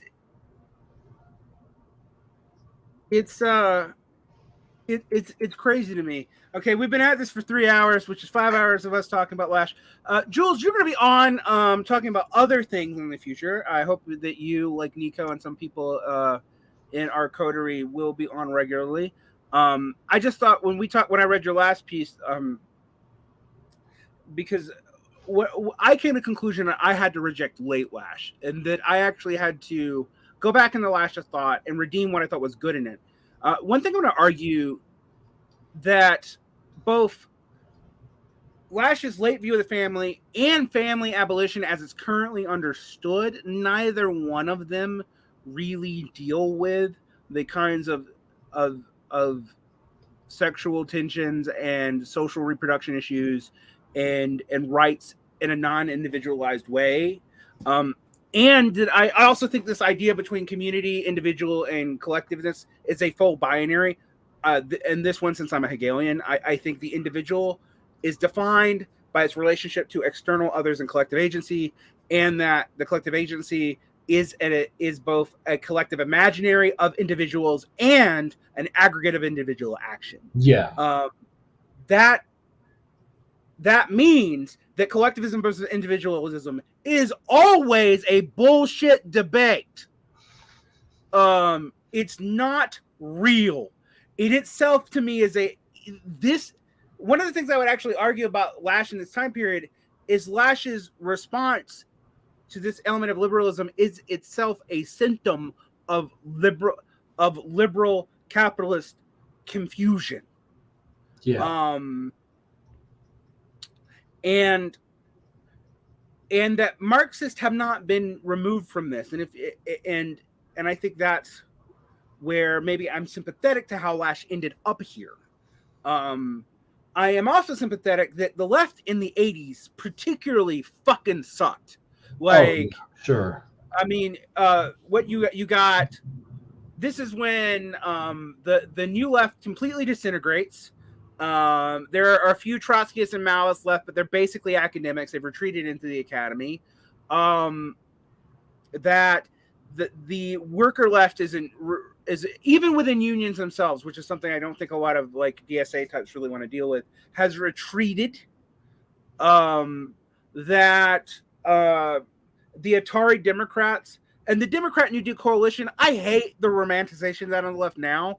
But like the Atari Democrats' rejection of that is thoroughly emerging in 1984 in Gary Hart. It's going to really become the foundation for Clintonism, but it comes right before that. There's a whole decade of that building. It's even behind like stuff like the caucus, and again modern a lot of the Democratic socialists who want to be reconciliatory with the Democrats have issues with this as a primary driver of what happened. But I also will talk about how a lot of the new Democrats that emerged around the Atari Democrats in the 1980s and like the DNC in the 1990s, their critiques of like the union movement being paid for by stock options and largely abandoning its cause and how it hasn't been interested in growing since the 50s, that's all real. Like that wasn't just them shitting on labor. It was also because labor have kind of absconded from its responsibilities during the social compact period and didn't know how to deal with neoliberalism because it had effectively had good relations with the bosses during the 50s.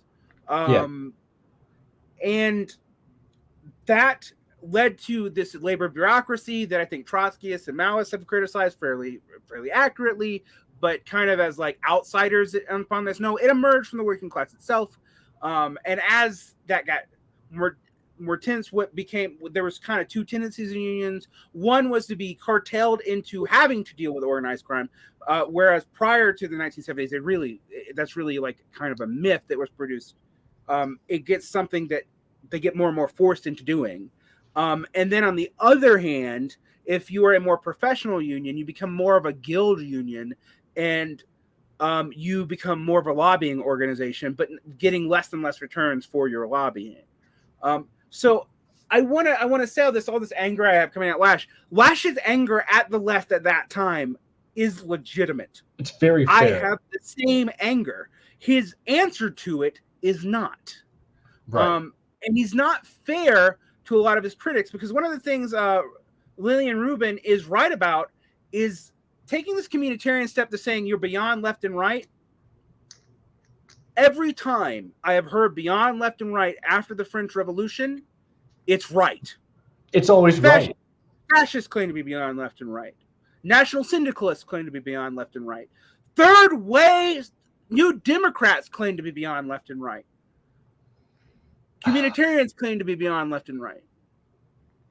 The emergence of the left and right in capital, and to pretend this is my argument both with left communists and also with post leftists who have appropriated and misused this language of left communists. When I say, unless maybe in China, but I'm not even sure there. There is no left of capital. There is no left that is not the left of capital. You exist in a capitalist society. It is not about ideas.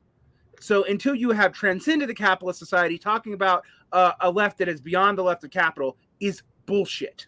Yeah, right.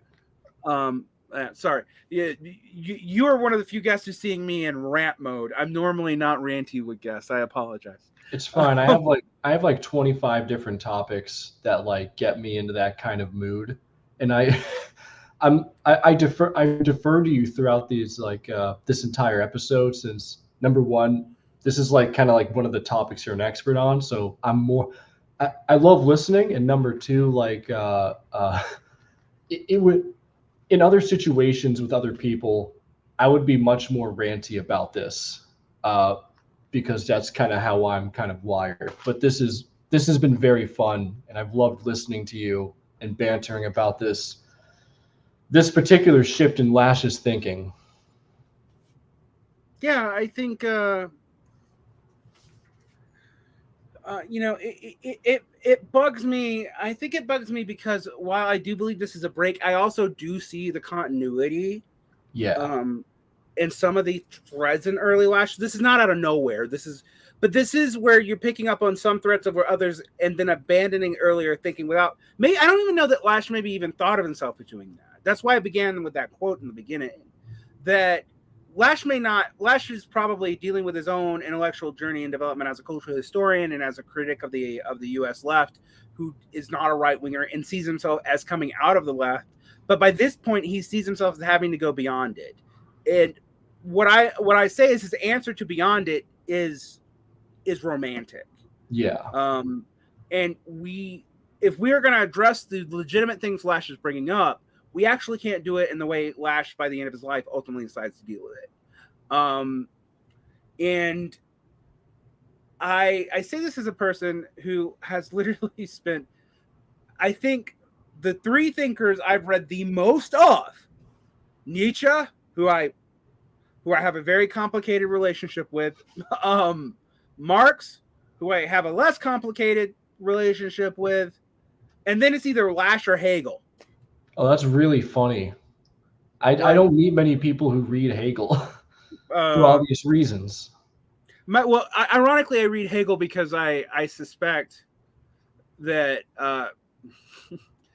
that a lot of the current reappropriations of Hegel to Marxism are not entirely honest to Hegel, including secular readings and non-Marxist readings of Hegel as some kind of liberal, Lacerdo's kind of quasi-Stalinist Hegelianism, misrepresentations of Hegel in post-structuralism and postmodernism. I kind of reject all these, but ultimately I'm actually not a Hegelian. Right. But I do think Hegel's dealing with conflicts in European philosophy, both in the idealist the idealist tradition that come from the fact that neither empiricism nor rationalism were effective for explaining the emergence of what we were seeing in early liberalism, and also they weren't effective for justifying Christian dogma, which is another thing that Hegel's concerned about. So that dealing with Hegel and I deal with Hegel primarily not as a political thinker, but as a religious thinker. And I do think Marx does think Hegelian methodology is how you get to things, and I am ambivalent about how Hegelian he ultimately is, but I do think if you don't understand Hegelian categories, you really don't understand some of Marx's points. That's his context, whether you accept it or reject it. And I think attempts to like I don't think Marx is ultimately like uniformly consistent, like the way say Marxist humanists do. But I also think like things like the Althusserian epistemic break or whatever are cop-outs. Like they don't really deal with the problem here. So yeah, I also say this as a person who engages in practical politics, and like while I was interested in philosophy and studied it in undergrad, and even got a scholarship for a while to travel and study it abroad, I ultimately think that the dependence on theorists is damaging, than that what people should read more of is history. But if you read history untheoretically and also don't try to apply it, you can make the same mistakes. Like history, I don't think history makes it clear who wins these debates. Like when people are like, well, Leninism is just, and I'm not an anti-Leninist, I want people to know this, but people are like, Leninism is justified by the revolution. And I'm like, yeah, but by that same logic that you just substantiated, it's unjustified by 1992. Yeah, like the answer, I got a friend online, his answer to like a lot of the Leninists or Maoists or whatever was like just asking like, oh, and then what happened? What happened next? Which doesn't like, invalidate all the valuable contributions of Lenin to like leftist organizing or communist thinking, but like new times call for new kinds of organizing, and those new kinds of organizing can only be discerned not just through theory, but also with engagement with the world around you. But that engagement with the world around you has to also be undergirded by an understanding of what came before, what worked before, in what circumstances those methods worked before, and then understanding how to apply those lessons to the here and now. Yeah, I would say I would agree with that. And on that, I'm gonna have that be the last point for the night because I've ranted enough. Thank you so much, Jules, for coming on. Do you have anything coming up that people might want to look at you and note? This is probably coming out 2 months from now. Sorry, future people, but during the summer I tend to record a ton so that I can set up my classes in the fall and then come back to it. This will probably be out in late August or early September, and we're recording it in mid to early July. So people who were like, that's why we avoided too many contemporary references. Although for those of you who are listening, the Roe v. Wade reversal is still kind of fresh. That is informing some of this conversation. Anything you'd like to plug? Nothing here. My Twitter account is @CatholicClaude. It's in my label on the screen. I mostly shitpost, but I also post stuff that I'm reading, and every once in a while I publish some stuff that I'm writing for either other publications or on my Substack. And come on in. Yeah. Thank you so much, Jules, for indulging me. And but for those of you who know, maybe Jules and I will do another Lasch essay where I want to defend Lasch instead of tear him apart, so people can see that I am not a Lasch hater. This essay in particular, and today when I read it really closely, it really got under my goat now more than it ever has. Or like either another. I would love to do another Lasch essay. I love talking about Lasch because, as I say in my essay about Lasch, I kind of shit on him throughout my essay, and then at the end I'm like, well, to be fair, I get where he's coming from, and I don't hate him because he had such an important influence on my thinking and my trajectory and that sort of stuff. So I'd love to talk about more Lasch. Hopefully, in the next 2 months, I'll probably get through all of Wallerstein's world systems. Oh yeah, we want to talk about because people think I'm a Wallersteinian, actually, and I actually do pull a lot from world systems theory, particularly actually more Brunel than Wallerstein. But I have some strong critiques of Wallerstein. Oh, I'm sure. And I want to talk about that with you. So it'll be another fun discussion. Yeah, my goal is to read all of the Brodel's Capitalism and Civilization series. I finished the first book. I got to get to the next two, and then read Brodel's 4-volume set, because I don't know many. It's kind of both like for my edification and my knowledge of like the history of capitalism, as well as kind of like a kind of quasi personal challenge. Because I already only know very few people who've read either or both sets completely, but I don't know anyone who's read both sets completely. And I think it'd be very valuable to like do a compare and contrast of like Brodel and Wallerstein. Yeah, I would love to talk about Brodel and Wallerstein a lot more. I have actually not read everything. I've just read 2 of Wallerstein's volume, 1 of the Brunel volumes, and a lot of Brunel's essays. Some of which is like his some interesting arguments and observations about like proto-capitalisms and monastic 14th and 13th, 14th century. One of the things that a lot of my issues with world systems theory actually are specific to Wallerstein, because there's some malice commitments that Wallerstein has that he, for example, insisting that China was semi-periphery way later than I think is justifiable is a Wallerstein trait. Arguing that capitalism had no progressive core is another Wallerstein. That's so funny. That's a late Wallerstein thing. That's something he said towards the end of his life, but it is something there. But I have not devoted the same amount of intellectual space to Wallerstein as I have to Lasch. I have devoted enough to read 2 of his introductory texts and 1 of his application texts, and what is it? World System Theory and Introduction, and then 1 of the longer books on world system theory. And I've read 1 of his History of Capitalism books, and the name of it actually eludes me right now. And I read it at the same time I was reading Robert Brenner and Ellen Milken Woods as kind of a dialogue for my understanding of the early emergence of capitalism in a more sophisticated way than, and also with Banerjee. I think I've been mispronouncing his name for Banerjee. I think I've been calling him Banerjee for like 50 years. And I'm only 40 years old, so I was calling him the wrong name for 10 years before I was born. I'm 42.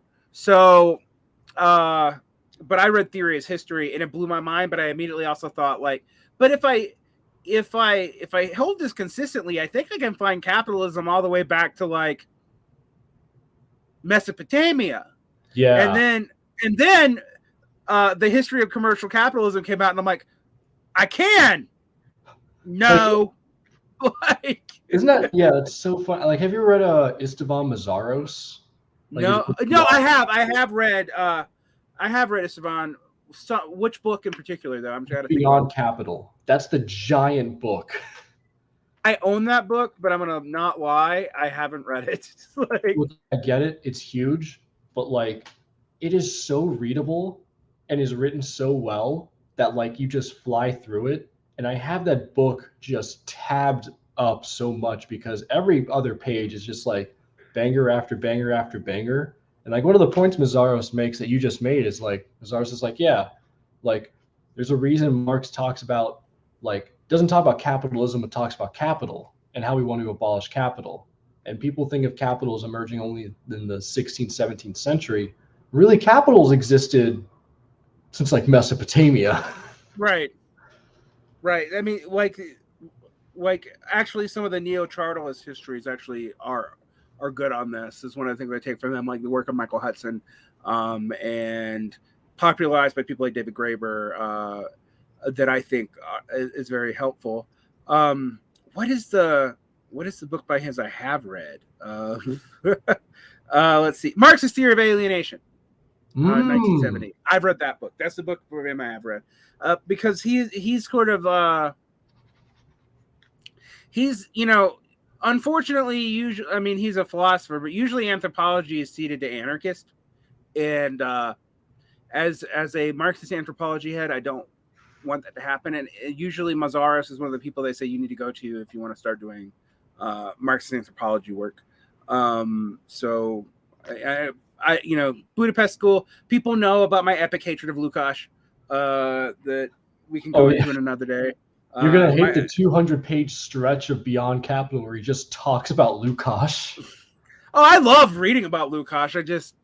I tend to think Lukács is the accidental origins of most of what is bad in leftism. Actually, no, I don't. I don't really think ideology drives it that much, but I do think Lukács provides an intellectual framework that allows Marxists to be somewhat intellectually dishonest.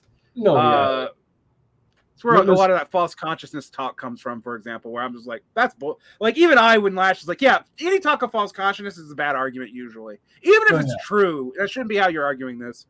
And Mazaros, because like Mazaros is like, on the one hand, I love Lukács, but on the other hand, I hate Lukács. So you would actually, I'll reverse my statement. You would probably love this 200-page stretch of where he just talks about Lukács.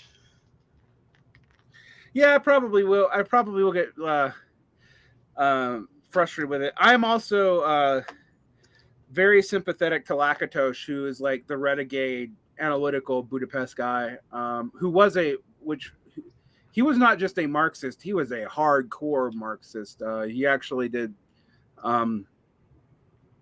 political work that involved violence, and was imprisoned for it. And when he got in trouble with the party, and I think that drives some of his critiques of Marxism. But he's actually, Lakatos is actually a weird defender of Marx, which is an interesting development, even though he's like in dialogue with Karl Popper and stuff. So that's there's all kinds of interesting historical things here. So now we've gone on another tangent when I said I was going to let us go. Thank you so much, Jules. For my dear listeners, it's way past midnight where Jules lives, so I'm exhausted. I'm gonna let him go to bed. Thank you so much for coming on. Have a great evening. It's been lovely. I'll see you later, Varn. See you later.